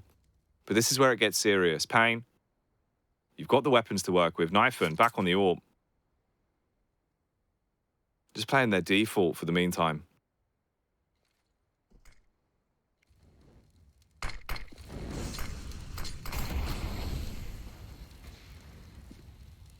And yeah, they are going to just get short control. It is being given up by ATK, but still only 2 players towards the same bomb site. Is that the boost into CT spawn, or is J-Dubs just playing in the smoke? I actually can't really tell. It looks like he's just playing in the smoke. And faiD is rotating over towards A, just playing close in CT. The boys on the desk pointed out that yesterday, faiD was a huge presence for this team on this map. And so far today, 5-14, hasn't really been able to get into the game. Although no one really had an opportunity to get into the game on their T side except for Bowden, as the spray through the smoke is going to find Mistum, trying to phase it, and that's going to pull the rotations from ATK. We see there's still 3 towards A, but paiN is going out towards middle, and no, J-Dubs can't land the shot on the player through the smoke. faiD trades out and finds 2, but the bomb has made its way towards B, and we're in a 3 versus 3. God damn, faiD. Trying to keep it close. Clinical, as he cuts him down like a scalpel with the M4. But the wound is still there, they're still bleeding. They have to make this rotate. This would be a 12th round for paiN. It seems like they don't really fancy their chances in a round like this either. It's only the 1 kit, you're outnumbered. They catch one of the T's towards middle, tucked in behind the box. If he picks up any kills here, it would be so prevalent for paiN. And that's just what PKL does. Hits the first, goes sprinting back towards middle. Doesn't matter that he dies. faiD just tries to grab the AWP and get out of dodge, but this is not going to be good for him. No, they're hunting him down. Needs to land both shots here. Nekiz is pushing. He knows he's got him caught. Movement's good. Nekiz is going to swing and find the kill. Great peek from Nekiz. Great round from paiN. You could see as soon as he got that pick in upper B onto Mistum, that was just round over. And that is a mistake from Mistum, I need to point out, because he was the solo B player. If you are the solo B player, you cannot be making any plays where you die, because that's what happens. He has to be turtled inside of the site. He needs to be holding on to that smoke, not dropping it in tunnels and trying to phase through it. He had 3 teammates towards A and 1 teammate in CT spawn. You cannot be dying in B trying to go aggressive. That is a big macro mistake there. You need to be aware of the map and what your positioning should be. When they watch that demo back, that's when where he will be kicking himself for that. I've been the B player on teams before, and I've made the same mistake, man, and it's not fun. You watch it back, and you're like, oh, man, I did just cost my team that round. Like, that sucks. And that is what happened there. And now it's broken ATK's money. They have a buy here, but they don't have an op, and they don't have a kit. And we see another pause this time around. It's the first from paiN. And this rubs a little bit of salt in the wounds as well. ATK knowing how important it was to have a very clean CT half here. 6 rounds away from tying up the game. Off the back of the pause, with the AWP in the hands of Nekiz, he's got the long spawn. It's been dropped over to him for this. If he finds an opening pick, this could be a rapid round, Davey. Potential for a lot of aggression here. Yeah, and I wonder what ATK are going to do. You think that they might go something... I was going to say they might go aggressive towards middle. Nekiz had the good long spawn, so he's going to stay here. Flash comes in, off shot rings out. There's no CTs there to find, but there's somebody pushed up mid, and the player jump spotting hasn't spotted it. Hard Zhao looks aware of the possibility, but they're rotating over towards B, and you can see they're holding for it. But still, this collapse on middle is going to be strong. Pop flash towards the top. There's no T's there to find, and Big Uzera finds him from lower. Trades coming out as you're seeing back and forth action here. faiD finds 2, gets the trades, but this favors the T's as the CT defense is split. Massive sprays from faiD. So much control with the M4. But they're still in a risky position. 3 versus 3. There's the peek on long. Knifin, he's been given back the AWP. And he'll hit the shot. J-Dub's coming through doors. A really awkward angle for him to find any success as Nekis is lying in wait. He'll strike. And this round is teetering on a knife's edge. Mistum's the only one that's still alive and kicking, and probably not for long. Bleeding all over the place towards CT. Bomb's going to be planted as well. And he's just trapped at this point. It's just a matter of time until he goes down, but he tries to make a big final stand. Hits the shot. He is pushing up. Doesn't have a kit. 30 HP. Tucks in towards elevator. Watching short. Nekis could peek into his crosshair. At that point, you've got a 1v1, but there's no reason for him to face. The bomb's planted for the T's. He has to back off now. And missed him. He'll just be counting his blessings if he can actually save this one. And paiN is going to grab their 13th, and that's what it feels like playing against these Brazilian teams. You have the bomb going by himself out long with an op. One player up short, and then one player hiding behind the mid doors. It is so annoying to play against when they're landing their shots because they're so confident in their 1v1s. They don't feel the need to group up. And that just allows them to put so much pressure across the map. You can see J-Dubs trying to react to his teammate dying at long. He's like, oh, bomb's out long, op is there. Surely paiN Gaming is there, right? They must have at least 2 people out long. No, they don't. And that is what happens, man. It feels terrible to play against. Nithon, again, missing that shot on the cross. So again, Mistum gets over into B, has the only M4. Face towards long coming out from J-Dubs. He's just going to drop at the hands of Hardzao. Just a default pistol. No armor. That's just the free eco there for Hardzao as he keeps stat padding here. Mate, look at bowden. On the USP. Wielding it. With the confidence of 1,000 men. Just sats behind the barrel. Tries to take the peek. Hits the ding. Hardzao goes for the classic. Play behind the door. And wait for them to walk into you. Meanwhile, the rest of the T's are starting to advance further and further up short. This is where faiD has to come into play. He's been great when it comes to the sprays, but can he land the precision punishing shots here with the Deagle? No. Head pop like a watermelon from PKL. Mistum's broken. And bowden still sat lying in wait. As soon as he walks out of the doors, he'll be shot in the back of the head. If he backs up towards the site, it's only a USP. No real opportunity for success here for bowden, so the Swede will be slain. And paiN take it to 14, Davey. 1 round away from match point here on ATK's map pick of Dust 2. Yep, and this was the risk ATK ran by picking this map into paiN. And here we see it's 14-6. It's the round that's going to put them onto map point. And again, ATK, no ops, no kits. They haven't been able to get a single good buyout here on their CT side as tons of flashes are coming in, and Nekis is straight through it. He can't land the shot, though. MOTM finds him as he tries to go through the smoke. Big Uzera is here as well, but the entry player is down, and maybe one more flash could be the difference as faiD gets a little too aggressive. Tries to come out of the pit. Pop flash comes in. Can he land the shot this time? No, the Galil spray's not there. bowden finds the second kill. He's really low HP, though. Molotov is coming in to force him out. He's in the open. They haven't found him. Now he's going to go down, surely, and that is it. Hython finds him with the op from pit. 3 versus 2.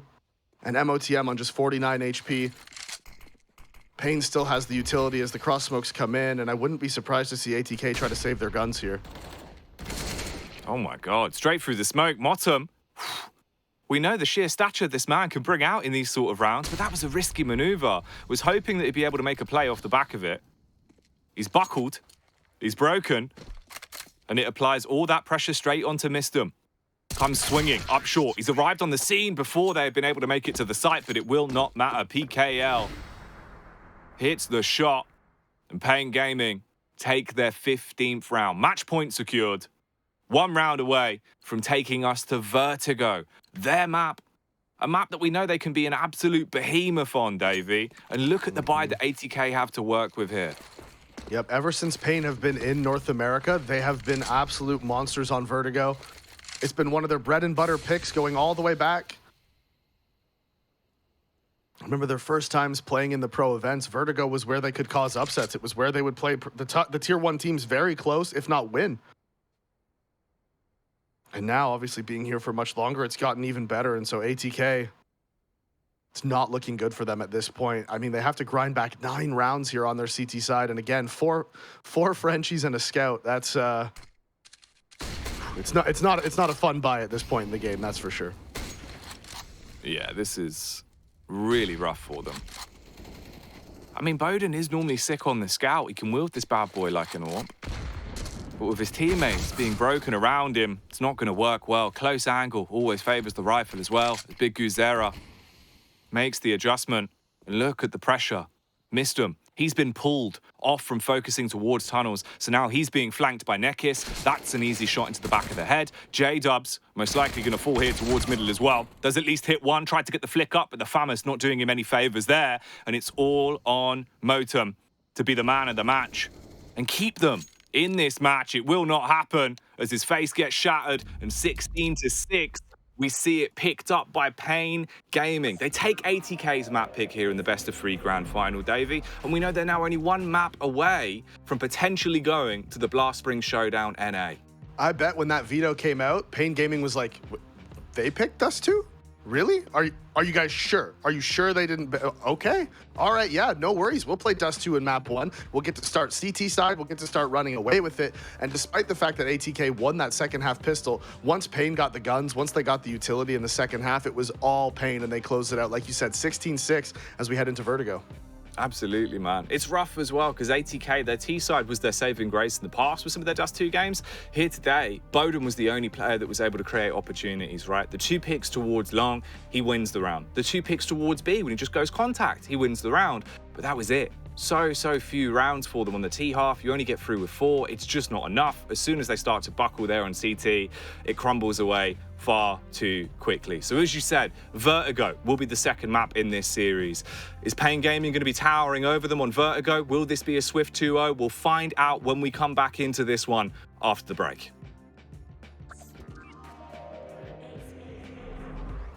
We are the break, Cole. That is, we are filling in between map number 1 and map number 2. And map number 1, I think ATK came in today feeling red hot. They came off a very comfy, at least a comfy Dust 2. But in reality, they picked into paiN's home territory, Cole, and they did not come out in the same form that we expected them to. Yeah, I mean, that's kind of going to be the risk here heading into Dust 2. I feel like Davey summed it up. I feel like paiN just couldn't believe their luck. I mean, sure, you know, we do have ATK feeling probably a little bit of confidence on this map, knowing that their CT sides were so locked out. But that kind of comes with the fact that they need to have solid T sides, right? And we just didn't see much of that in that first half. It was really only paiN finding multi-kills on the opener. And when you don't have that same level of impact here, it's going to be extremely hard for ATK to pull through the same level of play as it did yesterday.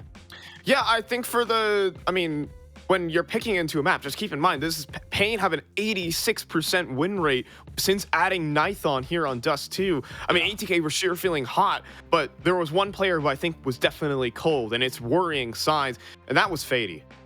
Yeah, I mean, not the same impact that we had yesterday, right? I mean, when we talk about his opening kills and his impact on that T side specifically, I feel like he was doing a lot of the entry duty and a lot of the aggressive lurking on the extremities here. And this time, it didn't seem like he was able to find a lot of that success. He was getting shut down quite a bit, and that's problematic because that's a big part of ATK's game plan.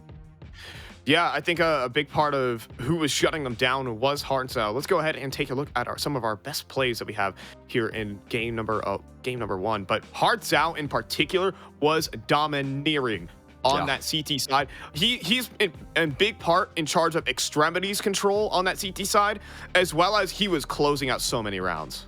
Yeah, I mean, that's just it, right? And he did a great job at doing so. A couple of big retakes that he was able to pull off across the line. And it felt like, you know, paiN Gaming were really showing some incredible experience. There's a couple of rounds where you couple Hardstyl's level of play with Nithon's as well. With the patience on the retakes, you know, containing their composure in a lovely fashion. You know, Nithon just kind of holding angles and allowing for his riflers to scale up off the back of that B-side retake is one that really sticks out to me in that first half. And it felt like every step of the way, paiN Gaming were a step ahead. And you know, again, I was expecting some good things from ATK if they kept up that same pace as yesterday. But it's always going to be a tricky battle up against the Titans here of paiN Gaming. I think also a big part here for paiN Gaming is that sometimes on Dust 2, at least for the CT side, your setups are coin flips. But I think paiN Gaming just had their finger on the pulse to the intentions, the attempted readjustments here from ATK throughout the game. Yeah, you're exactly right. We saw a lot of rounds where he was able to, or rather paiN was able to really call in a good CT side. We saw some early B maneuvers that they tried to get down the line, and they just had 2 players already ready to deal with it, you know, giving up mid control as a sacrifice, and a lot of good reads coming through from paiN Gaming. Again, they had a little bit to prepare, right? They had a Dust 2 demo versus a Gladiators to read into those T sides, so I imagine they had some decent ideas into reads, but it was just lights out in this first half. A very slow start for ATK. I kind of mentioned that was a win condition for them as well. You got to give yourself a little bit of cushion on that T side, allow for maybe baiN to stack up that economy, get that double op potentially out. That was so effective for paiN as well.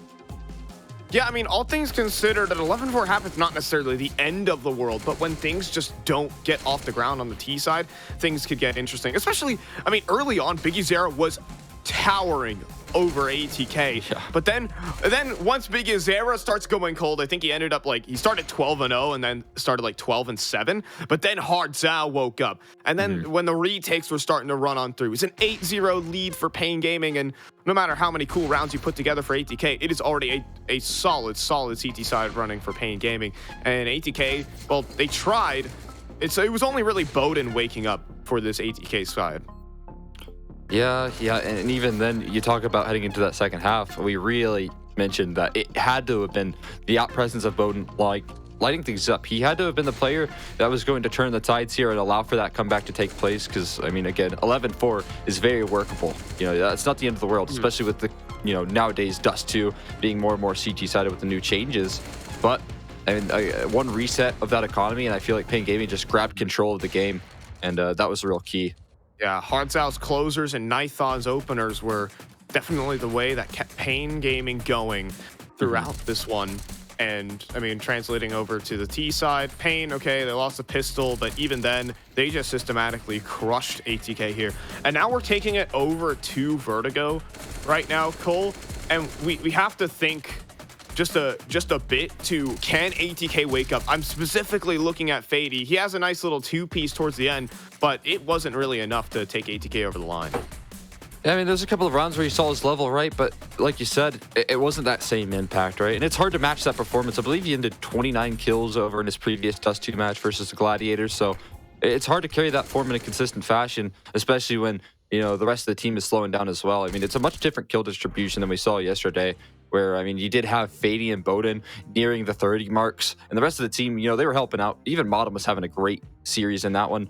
But today, I mean, top frag at 12 kills. faiD is leading the pack, but your bottoms are all at 3, or rather 10, with 3 of those players. And so, I mean, that's just not enough fragging right there. Yeah, it's just simply okay, cool. Team effort, we can always say when kills are similarly matched, but that's just, we want to see the high peaks from these players, and we didn't get it from ATK. They fall 16-6. And for the side of paiN Gaming, also the shout outs goes to Big Azera, who was playing very aggressively on the rifler stance, started waking up towards the T side and was able to close down the game. Hard Zao, solid as ever. And going into Vertigo, a map that ATK is certainly less comfortable on, paiN Gaming are laughing to the bank with this one. Yeah, no doubt about it. I mean, you just take a look at that paiN Gaming distribution right there. PKL, you give him the benefit of the doubt, right? So, I mean, he's sitting at 13-13. He did his job on the secondary op. But the rest of the team, all hovering around 18-22 at the top frag, and Biggie Zera and Hard Zao, your kind of really star riflers, are dropping 180 AR apiece. That is really tricky and really strong from them. And again, you're just not going to be able to deal with that if they're going to continue that star performance here heading into Vertigo. And even still, I mean, you talk about if baiN continues to be relatively cold compared to previous performance, I mean, Nithon, he could really start to shine on Vertigo.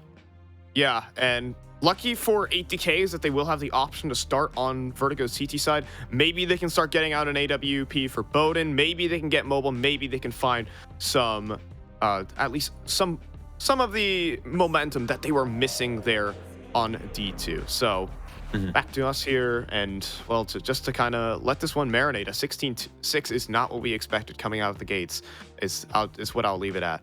Yeah. I mean, again, it was a big risk from ATK to pick into Dust 2, right? So you got to wipe that one from your memory heading into Vertigo now. And again, you got to hope that this CT side can be lights out from ATK. Not the best record on this map either. So they're going to really have to rely on some of the heavy hitters. We're going to need a complete 180 in the series from baiN, who's going to be having a chance to get that CT side. He'll at least get 15 rounds in that department. So even if he does get reset, the ops will be coming out at some point. So it's exciting stuff for potential here. But again, it's just not easy because paiN have just continued to prove themselves.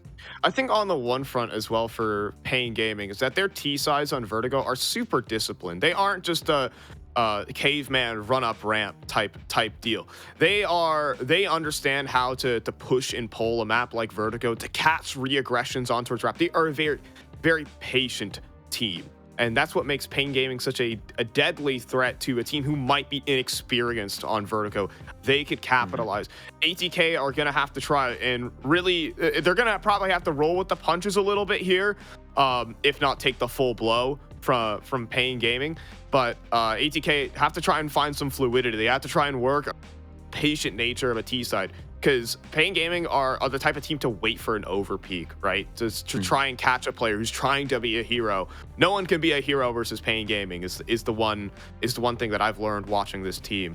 So for ATK, they gotta at least tighten their ties, straighten their suit, and well, dig in for what could be a heavy-handed Vertigo.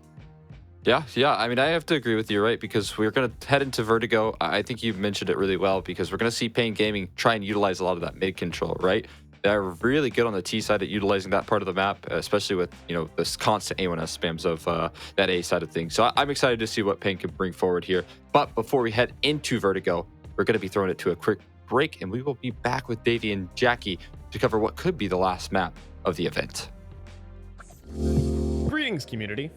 We at Liga Ace Esports are super excited about everything going on around Blast Premier. And to commemorate this special event, today we will be talking about the history of CSGO, from its humble beginnings as a Half-Life mod, all the way to its status as the staple of first-person shooters. Without further ado, my name is paiN from Liga Ace Esports, and this is Counter-Strike in a nutshell.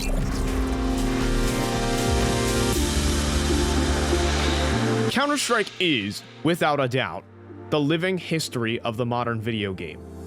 Beyond being one of Valve's key titles, it has established itself as one of the pillars on which the foundations of current shooters are based on, as well as one of the greatest ambassadors of online gaming and esports worldwide.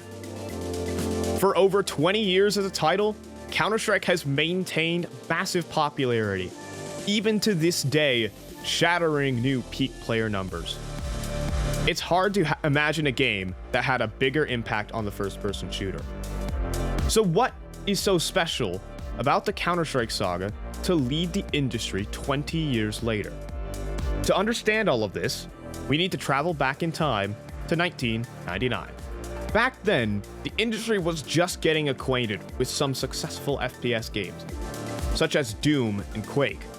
With Quake having a multiplayer option, these quickly developed into the first forays into competitive video games. It was during this time where two amateur developers, Min Lee and Jess Cliff, decided to create a shooter that would take advantage of the possibilities of the gold source engine of the recently released Half-Life. In Half-Life, like in other FPS games at the time, people would be able to customize certain maps, and it was through this map editor and the plugin system that the gold source engine allowed that Counter-Strike was born. Lee began to integrate his own three-dimensional models only a month and a half after having access to the engine, while Cliff was in charge of the community initiatives and feedback that the game would receive. This would certainly prove valuable coming up to its initial release. It's interesting to note that the idea and the inspiration behind Lee and Cliff's prototype mod was born out of Lee's fascination with the tactical conflict games like Rainbow Six and Spec Ops. On the other hand, the use of Half-Life's engine created limitless possibilities and allowed the game to become so unique. It had numerous innovative ideas that are now staples of first-person shooters. Realistic recoil patterns, an economic system, multiple objectives, and respawns. But the real game changer was when Valve, the company responsible for Half-Life, were fascinated by Counter-Strike and made an offer to its creators that would forever change the course of gaming history. Thus, in the second half of 2000, the shooter was added to Valve's intellectual properties. Lee and Cliff officially became part of the template, and the mod went from becoming a beta to its final version, officially called Half-Life Counter-Strike. Needless to say, it was a massive success. And after this acquisition by Valve, Counter-Strike 1.6 became a staple of modern esports. Despite its humble beginnings and mediocre graphics, the esports scene ballooned. Maps like DE Dust 2 and Mirage are still iconic representations of this era of Counter-Strike. Valve knew that it had great potential and decided to expand the series further down the stretch with a new, ambitious project. But post-release, not everyone was happy with that very project. Coming up next in the history of Counter-Strike is Source, the divisive masterpiece.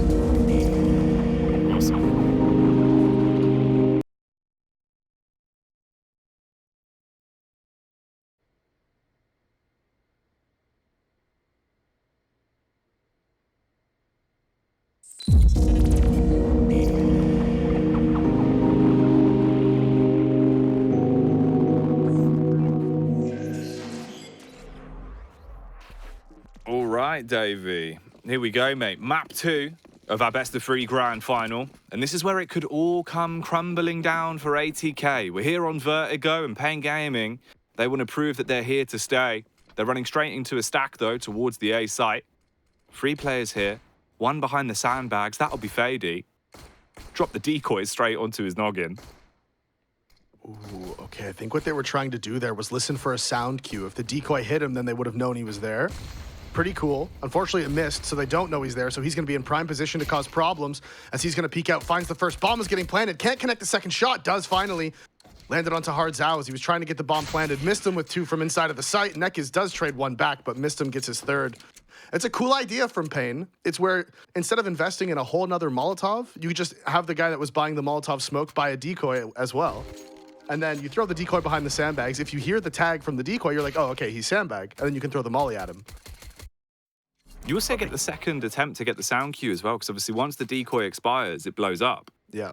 So you would get the tag from that as well. So yeah, that was quite a cool play. Yeah, it didn't work. So like that's nice idea sad. though, right? Nice idea. Yeah, cool idea. It is innovative for sure. Decoys People have finally always getting a use. I was like about to say, people have man. always been trying to find ways to use the decoys, man. So if that's one way to try to use it, I'm down. However people want to try it, I'm in. Only costs $50. Oh, this is going to be costly though for paiN. They run straight into the face of Mistum. Gives him a quick headbutt. Kills 2. They've got the bomb on a platter. And the T's just have to funnel into him. So Mistum just farming the frags here into the second round. Should be easy cleanup. MP9 pushing in as well from the front and the back. J-Dubs will hit the connection. And ATK start things off a lot better here. Obviously, they do get the CT side start as well. This should give them a little bit of room to breathe. You can ease back into the game. We can have plays from Bowden. We can have them actually making an impact here early. And they need to be able to do just that. Yeah, these CT side starts are more and more important now in the current meta. And you can see here, paiN forced into it. They tried to pop through the smokes, but with 2 players playing real close right behind it, they just sort of got farmed as they tried to run up. You can see Flash there again, trying to help. You could see the idea is what they were going for, but it just really wasn't working out. As Hard's out, trying to find the headshots here with the P250, doing a ton of damage, but not able to find it as MOTM swings back out, finds 2, and look at the eco hunting coming in. They are going for it. Yeah, there's no way you're not going to get cleared. Oh, no. That's an M4 given over, Jack. Both of them die. No one clears the angle. The clocks. The clocks start gatting them, Davey. Not now. Not like this. Surely this isn't where things start to come unstuck already. I mean, at least the bomb is over towards the stairs and fadY's been able to push up into a proactive angle. They flash round the back and they are going to re-aggress. It's behind the pillar, though. He didn't see it. He does find the kill. Onto that's Nithon again. Now he's Blackbird. He's always mixing it up, this guy. Keeping it fresh.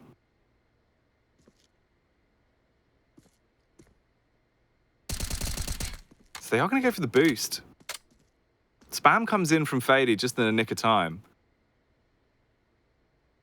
With the weapon he has, it should be easy clean up at a point like this now. You've only got 35 seconds. As long as they don't somehow find a cheeky frag onto him, should be a simple clean, and it will. faiD gets 2. Brings it back to normality. Looked a bit scary though, mate. As soon as the Glock started hitting heads, I was like, all right, where's this going? I mean, considering they just had the Glocks, 2 kills, they'll take it. They could have got more there if timings worked out in their favor just a little bit more. The bomb being down under the stairs wasn't ideal. Even though ATK didn't see it, they had the aggression towards mid, and they knew they could just play retake on A. So they dedicated the 2 players into the B site, and now we're going to see our first gun round. We're seeing ramp control nades being thrown by both teams. Flash down, aggression towards the side hall. I think that's J-Dubs. Yeah, he's taken 60 damage, and now he peeks back out, and he got away with it once, got tagged the first time, and he decides to go back for more, so he goes down. And paiN Gaming start off the first gun round with the man advantage as PKL's in front of this molly. Miston takes a ton of damage, and he's going to get swung on as well because of it. That's the peek towards ramp. Oh, faiD. He walks straight into the awaiting arms of Nekis, holding towards ladder. And as soon as they get the AKs out, paiN Gaming are leading the game back to their camp. Nekis with a headshot onto Motum to end the round, and it will go the way of paiN.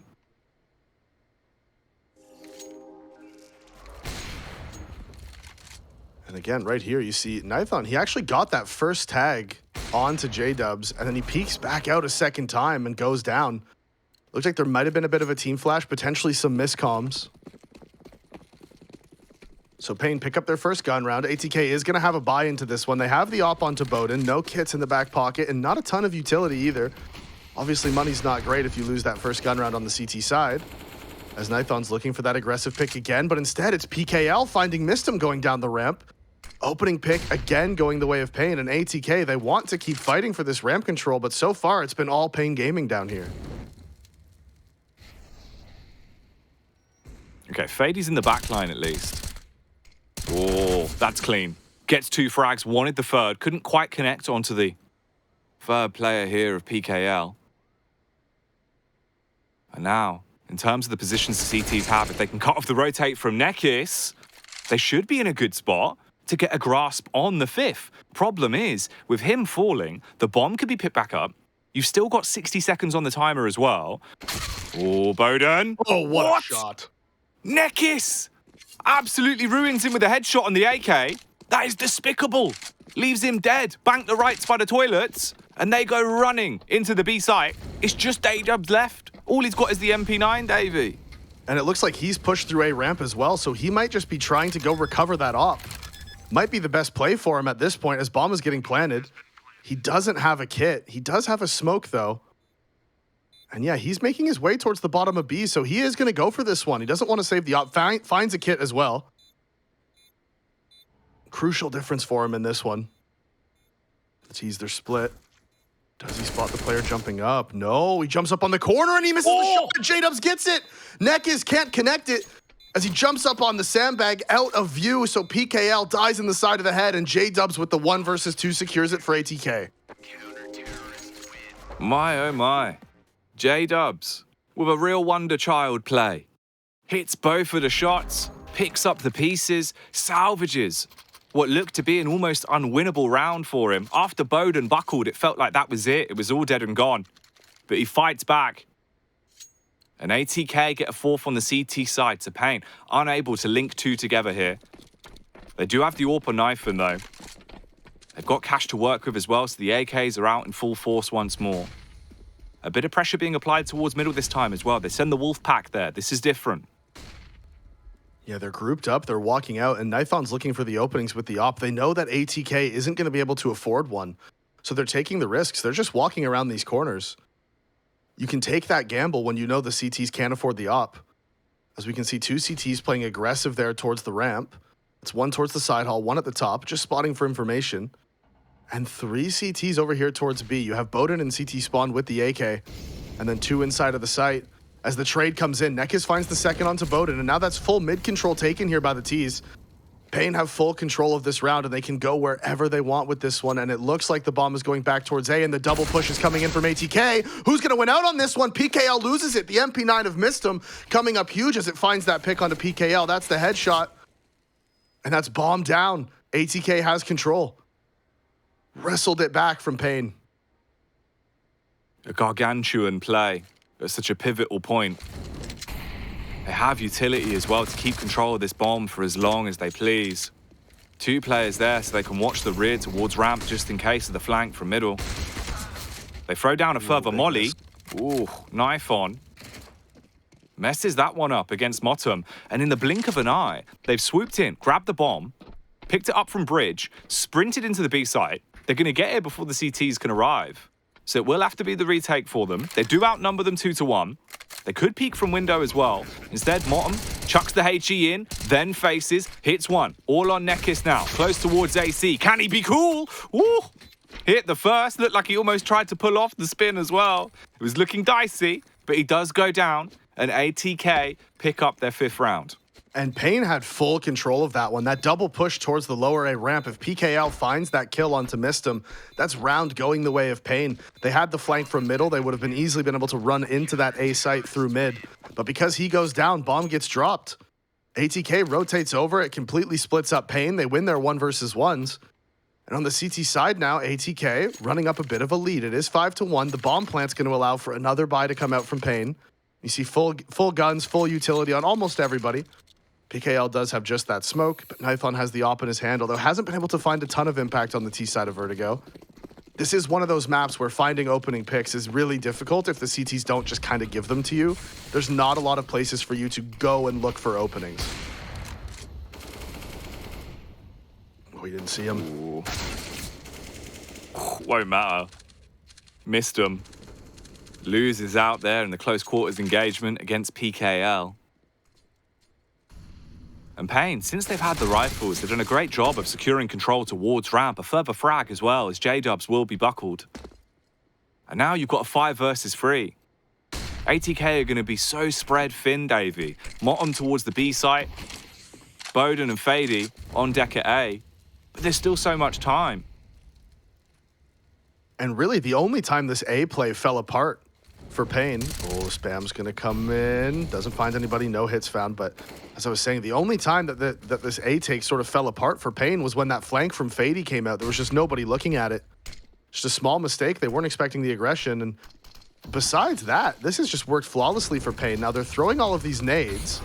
The question is, where is Hard Zao? If he decides to lurk into B, this could be a problem, as Bowden finds the pick onto Big Uzera. Now, Fady's here close in the side hall. He's trapped between a rock and a hard place. MOTM dropping does cause problems for him as Fady goes 1 for 1. They know Bowden's here. They know he's in the area. Nice flick from him. Quickscope lands. He goes for the reposition. The bomb goes down. Spam comes in. Oh, Jack, they're both so low. Oh, mate. Bowden gets the adjustment off onto Hard Zao. Playing gun game now as he picks up the AK. A 1v1 against Knifer, and he wants to bait out the shot. He knows exactly where he is. He doesn't have a kit, but he does have the play in mind. Fires off the warning shots. He swings into him. Bowden will do it. Unbelievable scenes. The first shot was despicable. The follow-up frag, amazing. The tag through the box helped him so much. And then he plays it to perfection there. A 6th round for ATK. And it's always just Bowden being at the forefront of this roster. The man's unstoppable in these moments. And they keep pulling off. That's 2 1 versus 2 so far, Jack, for ATK here on the CT side. Rounds that paiN Gaming should have won, could have won. And they're going to be so disappointed the scoreline isn't closer. But still, because of how close they've been, ATK's money is on the edge here, Jack. 1 round going the way of paiN, and ATK are completely broke. And again, we're seeing the A play, and again, there's only 2 ATK players here. This time, PKL taking a ton of damage, but this time, no trades being going out. No kills, nobody gets anything, besides PKL down to 10 HP.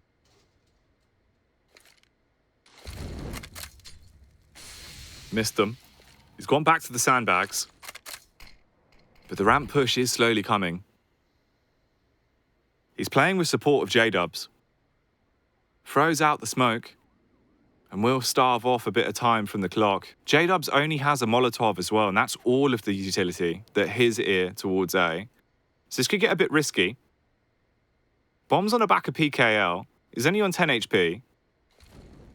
And fade's holding towards ladder, so he can actually cut off one of the rotates here as well into Hard Zao. I mean, he could have, but I guess Hard Zao just absolutely ratios him. Just better, isn't he? Yeah, they weren't letting him get away with that again. No longer are you going to be allowed to push mid and get these free flanks off. Hard Zao finding that kill is actually really important. Wouldn't be surprised to see him try to walk up into B now. Of course, every time I say that, he does just group back up with his team. And this opening fight here, missed him. Can't land the shot. Nekiz gets it. That's A site going the way of the T's. But bowden again, straight through the smoke. And look at this. MOTM finds one. bowden gets the spam onto the planter. And now we're in a 3 versus 3. And all 3 of the T's are grouped up here towards the ramp. No utility left. Just that flash and that Molotov for Hard Zao, which could come into play. The CTs don't have a kit. Ooh. Not working well for Nifon, as he'll be cut straight down. J-Dubs jumps on the bomb. It has to be a smooth round from Hard Zao. His first 2 kills of the game, and they couldn't have arrived any more fashionable. He forces them off as well because of the Molotov, and this is looking so rough. Motom's got to get away. The round's gone. Just like that. It seemed like ATK had it, but paiN reply massively. Hard Zao rocks up in style, doesn't he? Has a bit of a quiet game here on Vertigo Davies. First 2 kills, massive kill onto the rotator, and then hits the headshot when it matters most to get him off the bomb. Ridiculous. Yeah, absolutely. And crucially as well, I want to point out, again, just the small mistake from ATK. I don't remember who the player was towards side hall there, towards Ivy, but he threw that Molotov deep, if you remember. He threw it towards right at the entrance from the T side, and that allowed Hard Zao to get in front of it without giving away any sound cues. You need to drop that molly close to the wall so that nobody can run through it. Hard Zao can't go through it. You need to drop it onto the CT side. As Hard Zao finds the opening, sometimes you just got to shoot your teammate in the back of the head. It's just the way it goes. Everybody else has saved around this, and bowden's not aware of the mid lurk. Big Uzera finds the opening. fady has recovered this M4 at the bottom of B, but doesn't have any armor, and Nifon is here still. He's waiting. He's like, yeah, Hard Zao, look, I killed you, but I still want to get my ecos. You were going a little bit too hard there. You can't have all the ecos, buddy. Oh, timing. Yeah, it almost looked like the barrel of the USP was just sticking slightly around the corner there. Isn't going to come into effect. fady slowly pushing up, but look who's waiting. Nifon lying in wait, finally gets the kill that he was hoping for. And everyone starts sprinting in towards the B site. The last 2 players tucked in towards A. In reality, it's just a USP and a Deagle. Not really much you can scavenge. M4's really far out of dodge as well. It's a paiN Gaming. They will be picking up a 3rd round here. And yeah, ATK might just try to go get a hold of one of those guns. You can see J-Dubs has pushed forward. He's actually found one. So he might be able to hold it. That'd be pretty nice for them. Their money's still not going to be great. The full save, I think they should have around 43 or 44 next round, depending on the player, how much they have in the bank. So no op, I don't think is going to be able to come out for ATK. Potentially J-Dubs if he finds one more kill here. 4x3 player, unlucky. Unlucky, 4x3. So rough. J-Dub kills him on 16x9. Oh, 100%. If he's on native, he gets that kill on the guy coming up the ladder. Even at a stretch, 16x10. Yeah, oh, it's 16x10, he definitely sees him. That's even wider. One whole resolution wider. Now, I'm a little surprised that ATK didn't go for the half buy last round because they weren't going to be able to buy this round regardless. Now they have the CZ, light armor, Deagle light armor, whatever, but they could have gone for that last round and kept paiN Gaming's money just under a little bit more pressure. Again, to each their own, but I just think that's overall the best play macro-wise when it comes to the economy, as they're not able to land the shots. And look at this, fady swings out, Nekiz can't pick a target. So they find one, but it's not going to matter. The T's are inside of B. 2 of them are already pushed up, and that's Hard Zao with 2. So this is most likely going to be round over again, as paiN are going to pick up their 4th. Hard Zao's got a taste for blood. Now he's just hitting heads. Man's starting to just play like aim red line with some of the flicks he's finding. So Miston pushes into CT, hits one with the Deagle and does grab the AK. Holding close towards the smoke. So 1v3, I mean, best case scenario here, if they push past, you can actually get the exit. Just depends if they even clear one another. They passed like ships in the night. He's right behind him. Oh, he's going to try to knife him, I think. Yeah. Oh, knife to meet you, missed him, says Harzao, as he will be able to find that one. The wicked Skeng man. I love the fact he's gone from literally being 0 to 4. Wakes up into the game, round after round now. He's just giving it. Look at him. Look at this. He's a 16 by 9 player right there. You can see all he sees is his heel, just his Achilles. And that was the Achilles heel for Mistum in that one as he gets knifed in the back. The double right click as well. That's actually worse than the double left click because you have so much time to know what's about to happen to you. You hear the noise, you're just like, please no. Yeah, please. Oh God, no, please let me turn in time. Okay. This is a change of pace. Ooh, Bowden.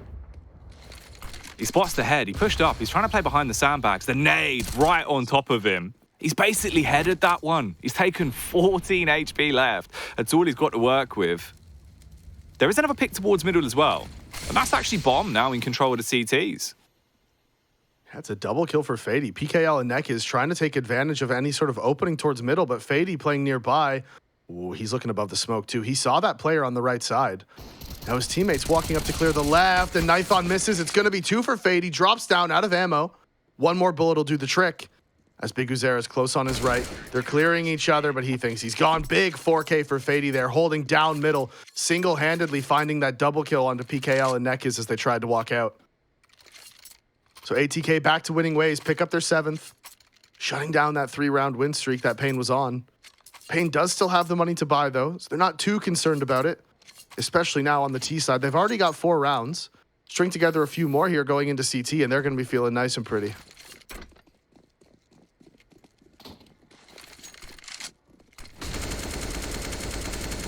Ooh, Harzao with the spawn towards B.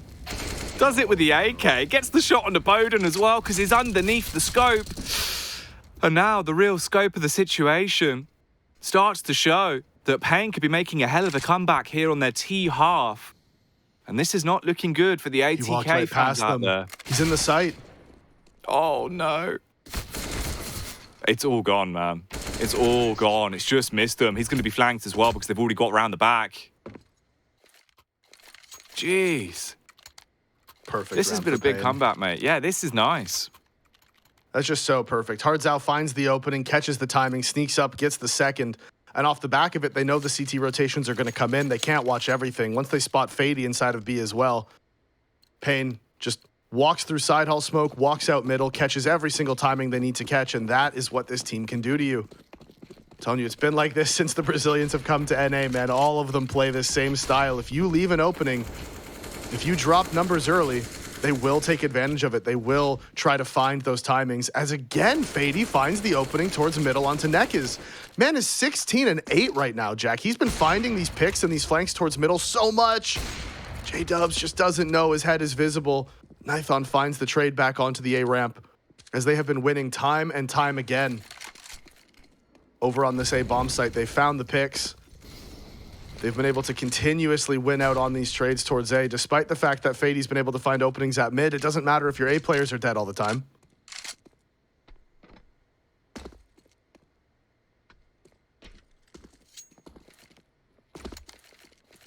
And we're still a minute on the clock. You can take your time here. Play this one out as long as you need to. They do start to gravitate back round towards A ramp. Knifen's looking for a pick on the AWP. Motum would have the first contact here, depending on how it goes. 40 seconds now. Starting to work their way up. So much utility. The same cannot be said for the CTs, and the problem is that Mistum only gets one on the Deagle. It is a single headshot, but he will hit the deck. faiD with the AK. He's here.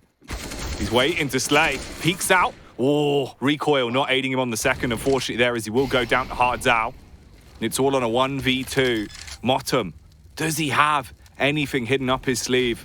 Can he make some sort of power play here to bring this back? Reveals himself with a Deagle, fires off the warning shots, jump up on top of device.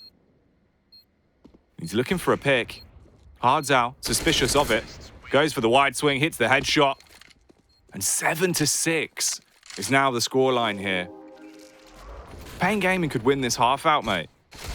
Look at this again. Poor Nekiz just keeps getting found deep middle. And it's actually crazy because you can tell where the battles have been going on in the early rounds on this map. Of course, towards A, PKL 6 and 8, but Nekiz, the mid lurk for the T side, 12 and 10, and faiD, the mid player for the CT side, 17 and 9. So there has been a lot of engagements here between the two mid players.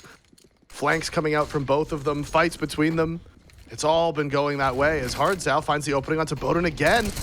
And ATK keep trying to bring this op over to B, and Hardzao runs straight up, finds two. But again, there's a third player here inside of the B site as faiD finds him. So no trade back going to be available. And they still dedicate two towards A.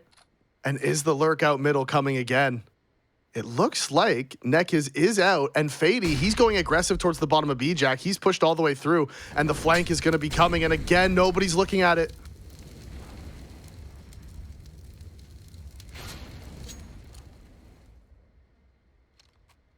He's slowly starting to skulk his way forward. Oh, he's going to do it again. He's in a prime position. He could absolutely murk this round. He's going to see the first. That's Big Kuzera broken. They tried to turn, but they don't quite know where he is because of the silence them for 2 picks. And it's all left on Nekiz. A 1v2. Bomb in CT control. Drops down the ladder. faiD reacting in kind, grabs the AWP, tries to post up on the angle. He's waiting for the peak to come towards him. If he swings out, you've got 2 scopes watching you, and faiD will hit it. How many times are they not going to have anyone looking at the flank? Nekiz was middle. He was walked out, but he didn't want to go too aggressive, expecting the rotations from the CTs. But ATK are continuously, they're like, hey, you find 2 openings in B, we don't care. We're going to send our mid player over there, and besides that, we're keeping 2 dedicated to that A site. And you could see, again, right there, punished. faiD pushes through B, finds a timing. Nobody from paiN looking at it. That's the 2nd or 3rd time he's been able to get away with that. So paiN dropped the 8th, and that's ATK winning this first half. It is still close, and paiN's going to feel confident going into the second half here on the CT side. But paiN just making crucial mistakes on these rounds.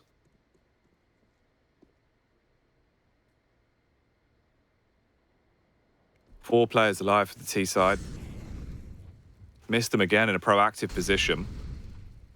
Big Kuzera on the rat back through spawn. He has the bomb.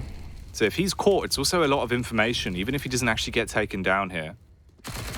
Missed him. A big disadvantage for the MP9. Nearly makes it work. So much damage done.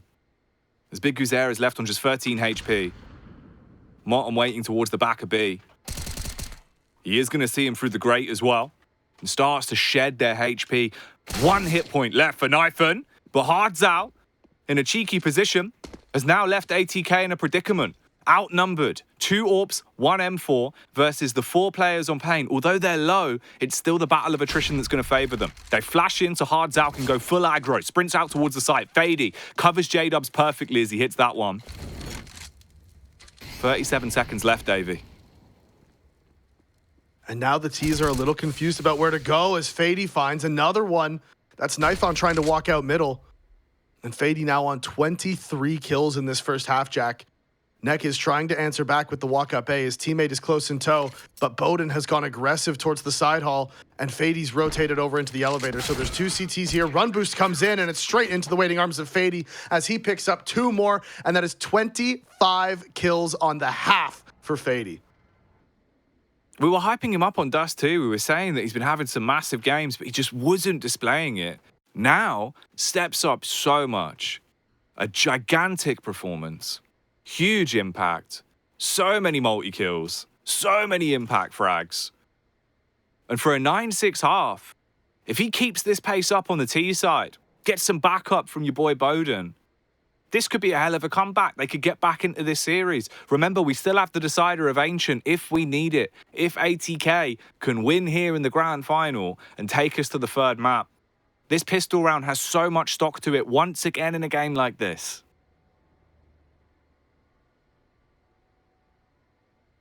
And we see that really quick timeout taken as well from ATK. So they just want to make sure they have this T-side pistol set. They want to make sure they have the right utility across the board. Don't do anything too crazy. Make sure the right people have the right nades when they need them. Just make sure everyone's on the same page. They are playing with a stand-in, of course. J-Dubs is standing in here for Truth. So, just got to make sure they have all of their tactics lined up exactly how they want to play this T side.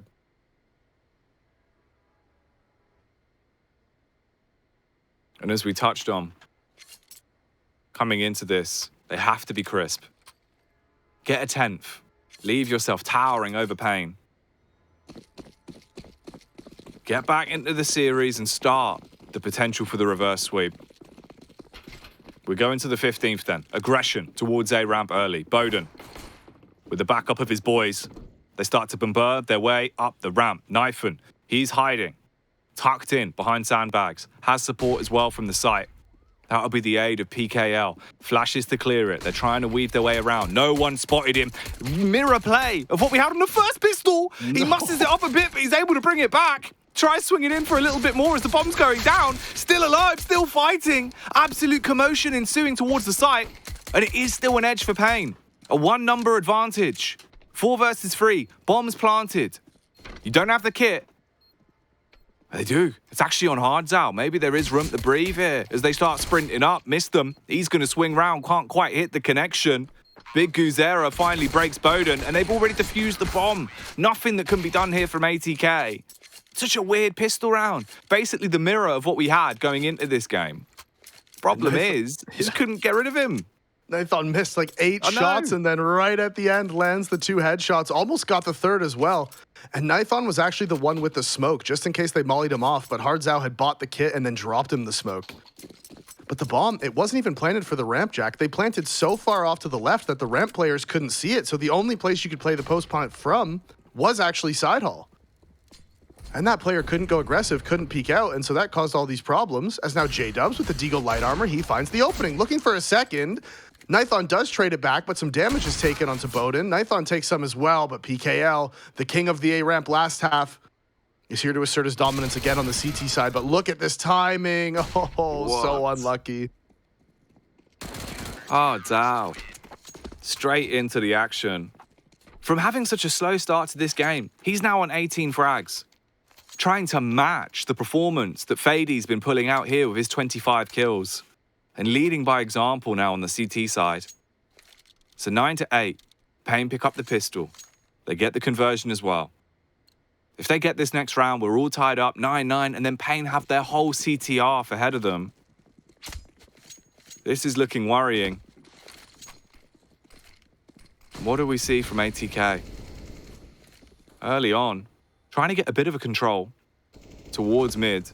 You've got the 2-player setup there. The smoke's down, which will at least buy a bit of time. Nekis has already found a frag as well. So again, paiN Gaming get the opening pick. Yeah, and that was over towards A. Aggressive inside of the side hall. Finds that player towards the bottom of the ramp.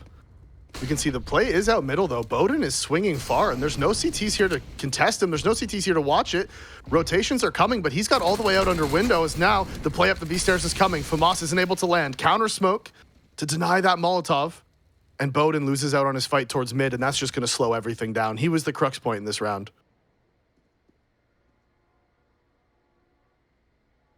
J-Dubs, paiD and Motum. The 3 musketeers of ATK. What can they really do now? 54 seconds. Heading back round towards the ramp. Look at the peak for Knifin, the flash. Motum's looking off into space. He'll hit the first. Hards out, buckles J-Dubs. And it's a hard commit from Knifin for the follow-up frag onto paiD. And it's all tied up. 9 a pop. Money's in a rough spot as well for ATK. Their buy was on the last one, so now it's just going to have to be a bit of a force if they want to run the risk. Otherwise, you're looking at a 10th round for paiN. Yeah, pistols and armor on 2 players. 1 smoke for Mistum. Really not enough utility to get into these sites. And paiN, 5 players alive, Jack. They're already starting to build that money. We see paiN, when they win these rounds on the CT sides, they frequently do it so cleanly that they can build up this bank. We saw it yesterday on Mirage. We saw it again today on Dust 2. And now on Vertigo, it's going the same way. They know the player is here towards the sandbags. He's by himself, and actually he goes down to J-Dubs. PKL's there to trade one back, but he's in the A site by himself. He has a teammate towards the side hall who finds one. So J-Dubs, ton of damage taken, and crucially, the T's can't recover that rifle as it's down behind the sandbag.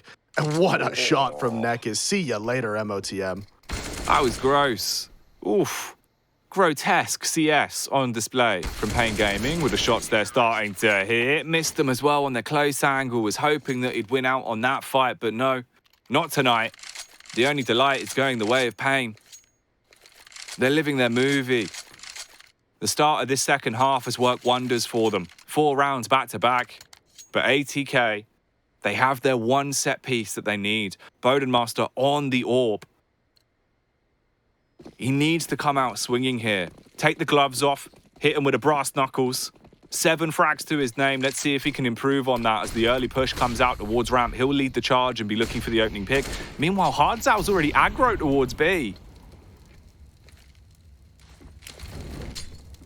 He's pushed all the way through. He's trying to do his best faiD impression. He's got 21 kills himself. faiD so far on the T side hasn't been able to find anything. Did have 25 kills at the end of that first half. As Boden is at the bottom of the A ramp, Neck is jump spotting for information. Resmoke's coming in towards the bottom of yellow. Just gonna keep the T's just slightly at bay. Just keep everything going slowly as the lurk is coming out in middle, and it's all gonna come down to timing. Big Uzera is here in the window. And if faiD can find this opening pick, we've saw him do it on the CT side time and time again. Big Uzera not wanting to give anything up, and the spray through the smoke finds the opening onto MOTM. The last 2 rounds. Oh, Big Uzera finds the timing on faiD as he's walking around the corner, and Neck is repositioned to the sandbag, a smoke in his hand as well, so they're not going to be able to molly him out. And this is looking like another really strong round for paiN. Surely. I mean, PKL on an angle like this, hoping to hit ahead. Instead, Mistum will leave him dead. Neck is playing around in the smoke. Fires off the warning shots, and Boden, he gets his revenge. The blade comes out, chops him up. Mistum trying to double down with that, but it's not going to work. And Boden, he quickly gets his comeuppance. And it's all on J-Dubs. 1 versus 3 with 20 seconds. Sees 1 man, but can he actually slay? Playing above the bomb site is risky, so he drops off. Wants to hard commit to the plant, but look who's there. Hardzau with the flank. Secures his 20-second kill. Gives him a bit of body hurt as well. Oh, man. This was just ridiculous as well. Look at Boden. Hey. Headshot knife. Left My click, man's love playing that for him. 1.6. Oh, I do miss the headshot knives, honestly. Don't get me wrong, it was terrible. But I do miss it just because knife rounds are already RNG to begin with. Just add a little bit more in there. Why not, you know? At least it was banter.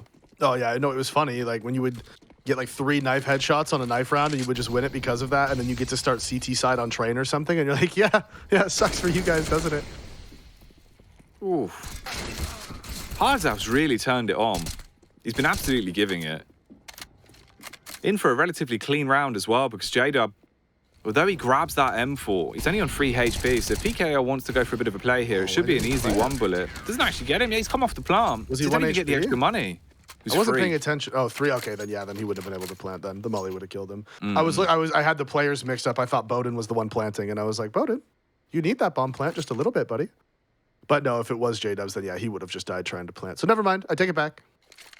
It's all fine. And I do have to point out, faiD at the end of that first half was 25-9. Now, so far in the second half, 25-15. Hasn't been able to find any openings towards middle. He's gone down time and time again trying to find them. And he was really, I mean, I don't want to say the only reason that first half was close, but let's say the most significant one. He gave him the most openings. He closed out the most rounds. Had the big 1v2 clutch as well, which was literally off the skin of his own back. This is a lot better, though, from ATK. Here we go. Finally, opening picks. Not just 1. They come in droves. They get 2. Peek out from PKL. Not going to work well as he'll be buckled. So Big Uzera and Hardzau, the only 2 CTs that are left alive. And Hardzau's up to his old tricks once more. He's tried to go for the flank play. But it will only be the 1-pronged attack. It's just him that remains alive and kicking. He's scared about the flank from the rear. And he is just going to dip out of there. I think he heard this player running in middle as well. You can see he's looking for it. He's peeking up at the top of the ladder. There is a player in the area. I'm not sure where, actually. Looks like maybe in T spawn, and then 1 push through bottom of B. Is that an elevator? I think he's... Oh, yeah, he's going for the spam from side hall. That's pretty based. Imagine if he gets him here. Oh. I see you've played Shooty Ladder before. Oh, yeah, I have. Love a bit of shooty ladder. Or shoots and ladders, even.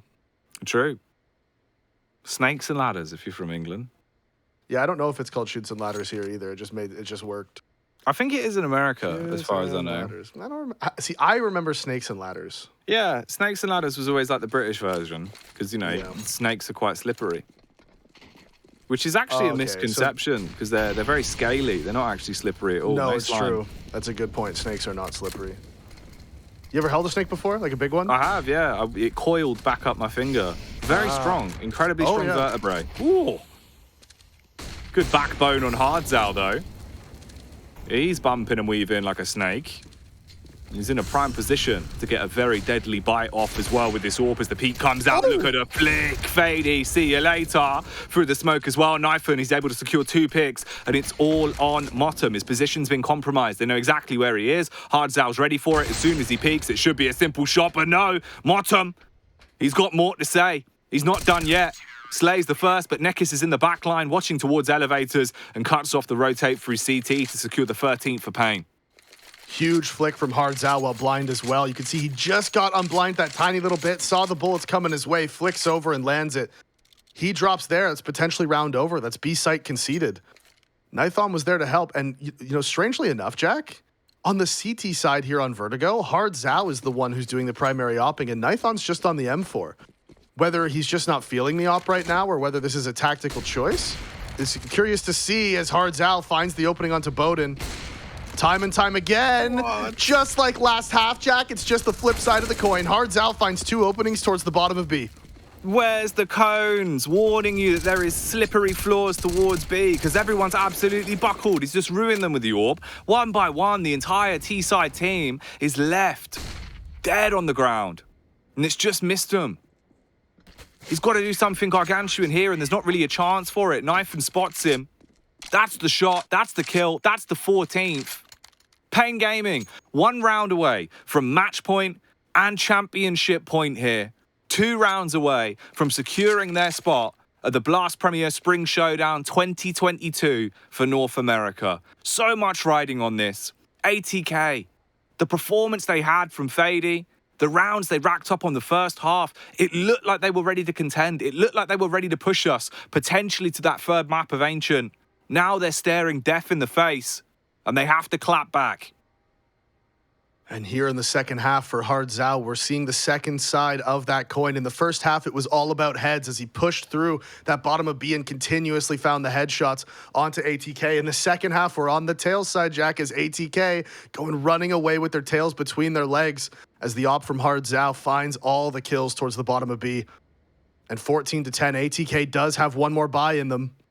It's just the Galil for MOTM. Fady with the guns and the full nades. Again, still not able to find a single kill in this second half, though, Jack. Still just on 25. And he's going to be so disappointed with that. Needs to find something for his team here. He's been the reason they're in this game. Needs to find a way to find this opening. Open the round up for them. Give his team some motivation. As at 14-10, if paiN win this one, they're staring down a half buy or a force buy on match point. Never what you want to contend with.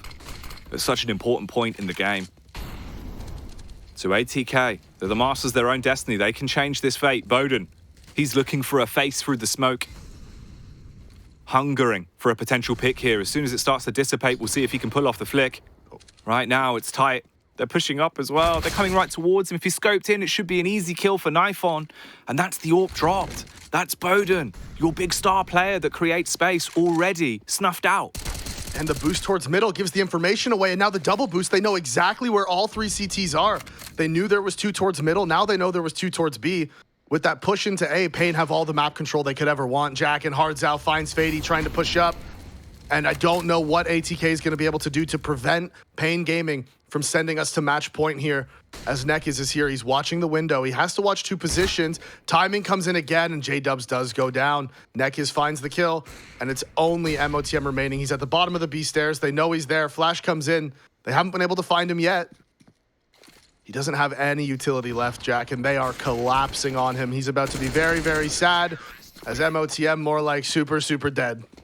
15-10 here for paiN Gaming. Match point. Championship point. Locked in for paiN. And like you alluded to, the buy was never going to be good. This is what they've been able to muster up. They've gone to the car boot sale, grabbed themselves an old Galil, a couple of AKs, and whatever utility they could gather. And the 25th could very well be where the story ends here. Has to be something huge from them. Early fight towards B. They drop down. This time, Hard's out. Heroics don't pay off, but the HE from Big Guzera does leave a big dent. We're back into a 4v4. And feiDi's down to 46 HP as well, and the lack of head armor not going to matter there as PKL with the AK finds the headshot on MOTM, trying to get a timing out middle. And look at this again from Nython Jack. He's pushed all the way through. He's going to clear yellow. No, they spotted him. But right at that moment, bowden came walking back, and now they know there's two up A. Counter smoke comes in from the CTs towards the front of default to try to slow them down as they're looking for this player in the site. It is Nekiz. bowden finds him through the smoke, and ATK biting back here. Oh, man. bowden, looking like a backstreet boy right now, saying bye, bye, bye to everyone. But they've still got to hold on. You can't afford to lose the round. The job's not done yet. PKL, waiting for the face. bowden still absolutely raising hell. That's a huge play from bowden. Not on the AWP, but it'll matter so much. He does grab himself one at the end of the round as well. That's a good start. From a position where they were so far down, he goes huge. Frag after frag, create space, so much impact. You get the round in the bag. 4 more to go here. And Nython almost found that perfect timing again at the bottom of A ramp, but as he turns to kill the player pushing up towards yellow is exactly the moment when bowden comes walking back and finds that kill on him. So no more ramp aggression allowed in that last round. As they run through the smoke, bowden finds a trade towards A, and J-Dubs actually gets the second one here at B. Hard's out, gives his position away when he drops. There's 2 Ts here, and do they expect him close in the smoke? No, they don't. He gets one. Molotov's gonna come in as feiDi finds his first kill of the half in middle. And that is Nython going down, so it's the 3 versus 2. Trade coming in for MOTM, and it was actually feiDi finding the kill towards A, my apologies. As he's pushed up into the A site, you can see he's pushed into elevator. Timing on that, timing's going to be everything here. They're going to be worried about the flank, but Hardzau's rotated all the way back around through CT, and this player in backhaul is going to come up huge.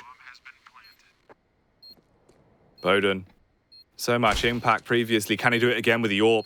Sees him, stays alive. There's the frag from feiDi, but it's all into the 1v1. Hardzau and bowden master going head to head here. He's trying to peek into him, sees it, and seizes the opportunity as well. Hardzau falls, and ATK stay in the game. 2 rounds now where bowden's been able to close it out. And these rounds are so close, Jack. paiN is going to buy up into this one, surely. Wouldn't be surprised to see them take attack here as well. It wouldn't be a bad idea. If they lose this one, they give up 15-13. They can go for the eco and then play for that 16-14 scoreline. So the buy comes in. PKL is on just the MP9. And is paiN going to fight for that bottom of B control again? It doesn't look like it. 1 player towards middle, just the 1 player over at B, that is Big Uzera. As 3 paiN players are here and they're doing the boost at the crane. Are they going to find the player walking up? They do. Nekiz gets the opening, feiDi goes down. So paiN, on this match point, are up 5 versus 4.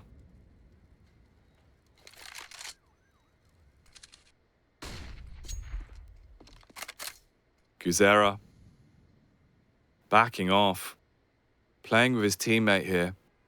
They've pulled this rotation off of the B site. They both double up towards window. And bowden's going to be walking in. It's a 3-player push. bowden with a flick. J-Dubs will buckle.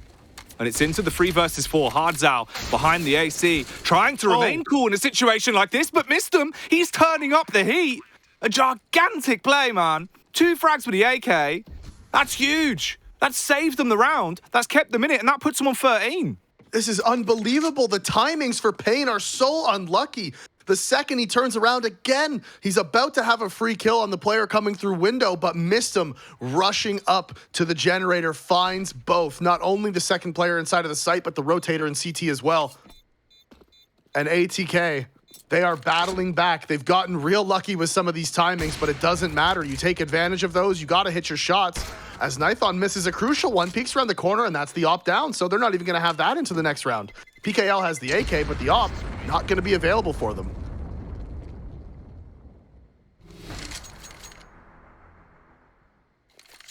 Individual heroics starting to appear for ATK at such an important point. They're going to use a pause as well. Slow down the game. Really leave paiN frustrated. 2 match points to play with. One of them with just a single AK and a mixed bag of pistols. And the amount of man advantage rounds paiN has lost. I think it's 3 in a row where they've had the man advantage and they've ended up losing the round here. Right at the end, they were up 15-10. And then 3 rounds in a row that ATK battles back down numbers to send them to 13. And like you said, paiN is now on the eco. PKL does have the AK, the armor, the kit just in case. 3 smokes come out for paiN as well. But with just the Deagles, they're going to be kind of hoping for a miracle here. Looking at the money also, I actually don't think they're going to be able to buy an op next round. Not that the ops have had much of an impact on the CT side here, or T side for that matter. There was 1 round on the T side there, whatever it was, 2 rounds ago with Bowden inside of the A site where he was able to find 2 picks, but that's been pretty much it, dude. The ops have not played a big factor into this game.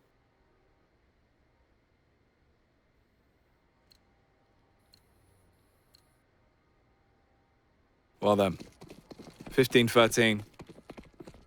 The 29th round will commence. ATK, you've got the edge, you've got the bells and whistles. You just need to play it perfectly. Keeping an eye on the setup here from the CTs as well and the way they want to play this one. Same play from Hards Out, goes aggressive towards B. It is being covered. Mistum has the flank protected. And PKL actually gets the opening pick. That's onto Motum. This could get worrying. Again, they find the opening. Now, can they take any advantage of it? That was the player towards middle.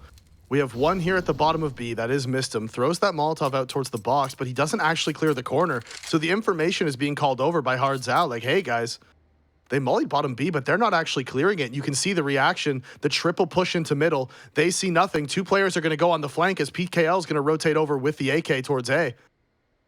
And they do have the nades for this execute, but are they going to expect the triple flank here coming in from paiN? Bowden. He was so big for them the last time he went towards the A site, but that was with a rifle in his hands. Can he match that now, back on the weapon that he's known for? Fires off the warning shot, missed him. On top of the site, on top of the smoke, looking to find a frag. PKL doubles down, that's 2 for him into the round. Here comes Big Guzera, bombards his way back in. It's all starting to crumble. You've lost the AWP, the 5-7 of Knifeman. Oh! The P250 bludgeons them, and that's the way it ends. 16-13. paiN Gaming bring it on home. With the weakened bye, they finally get it over the finish line, and they will be going to the Blast Spring Showdown. They beat ATK in the best of 3, 2-0 here to lock it down, Davey. Of all the rounds to win, that was the one that paiN actually uses to close this out. It is unbelievable, Jack. On that force buy, on the eco, all they had was the 1 AK from PKL. He finds the opening, and Big Uzera pushes through, picks up that second AK. The flank comes in, and it all fell apart. ATK, they battled back time and time again, despite being down numbers. But in the end, paiN, on the worst buy they had in the entire half, pretty much, is the round that they were actually able to pull it off. So commiserations to ATK. I think that Dust 2 pick really came back to haunt them, but congratulations to paiN, as like you said, they win 2-0 here in the grand final, and they qualify for that Blast Premier Spring Showdown North America. A huge feat, a huge feat for them. Massive result, incredible performance. Commiserations to ATK. You know, they fought back hard. The response there on the T side was crisp, it was clean. Bowden had some big impact. It's unfortunate that Fady started to fall out of favor as well, because his CT side was huge. 25 frags to his name at the side switch. But in the end of the day, it all comes up paiN. And it's the end for us here on the casting desk. We will head back over to break down the game, of course, with the beautiful lads, Fi and Exner. Take it away, boys. Well, if the tournament has North America in the name, it is required that you have to lose the series to an eco, of course. And well, for ATK, it was a heroic attempt to try and put things together. But at the end of the day, man, paiN Gaming are just looking a step above. Yeah, I mean, a heartbreaking way to go out, right? Like you said, the P250 of Nithon to close things down. It is a fitting in that he's the one to finish the job and put paiN Gaming in that solidified spot in the last position, you know, the qualification spot there for the Blast Showdown in North America. And again, they get the chance to play in the Fall Showdown if they're able to win that, but a lot of tough competition ahead of them. Certainly, though, they're proving themselves in this individual event, and you got to be excited for what's to come for this team. Yeah, I mean, excited for Hard Zhao, who has really just come into his own. On that map of Vertigo, he was dominating all fronts of play, man. T-side or CT. Yeah, man, he was an absolute monster. He was having so many big impact kills, multi-kills all over the place. He even picked up the AWP as well, and it was just lights out from him. And again, an interesting decision there for paiN to elect for it, but it was a great one because he was still locking down double entry on that CT side, and then doing the same thing on the T side as well. So Vertigo was just a lockdown right there for Hard Zhao.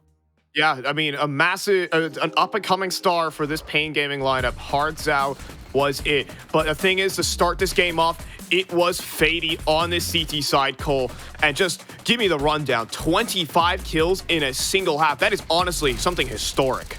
Yeah, it's unheard of right there from faiD, but again, it's what we can expect from him. That's exactly the sort of stats that this guy can deliver to the ATK roster. It's what he's been showing, and it was kind of absent in D2, but he's able to bring it into that first half of Vertigo, and it was absolutely wild. The consistent multi-kills, the impact that this guy was having every step of the way. And then at the end of the day, you know, with the player going 25 kills and a half, you expect something better than 9-6, but yeah, a bit wild that was the scoreline, and I'm sure that ATK and the rest of the team were surprised as well. Yeah, 8 multi-kills in that half for faiD. In essence, just being the sole benefactor for ATK in that half. But at the end of the day, when it came down to the T side, dead cold. There were also some moments from Bowden, keep that in mind. But the thing is all these super hot individuals just could not face off against the paiN Gaming T side, couldn't face off against Hard Zhao. But I mean, there were some definite moments for ATK throughout this map of Vertigo.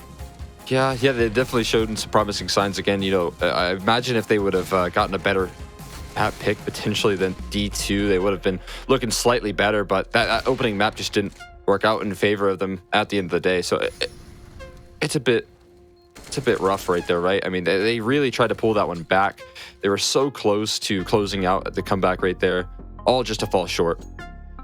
Yeah, and so just, I mean, some excellent stuff coming out from paiN Gaming, Hard Zhao in particular.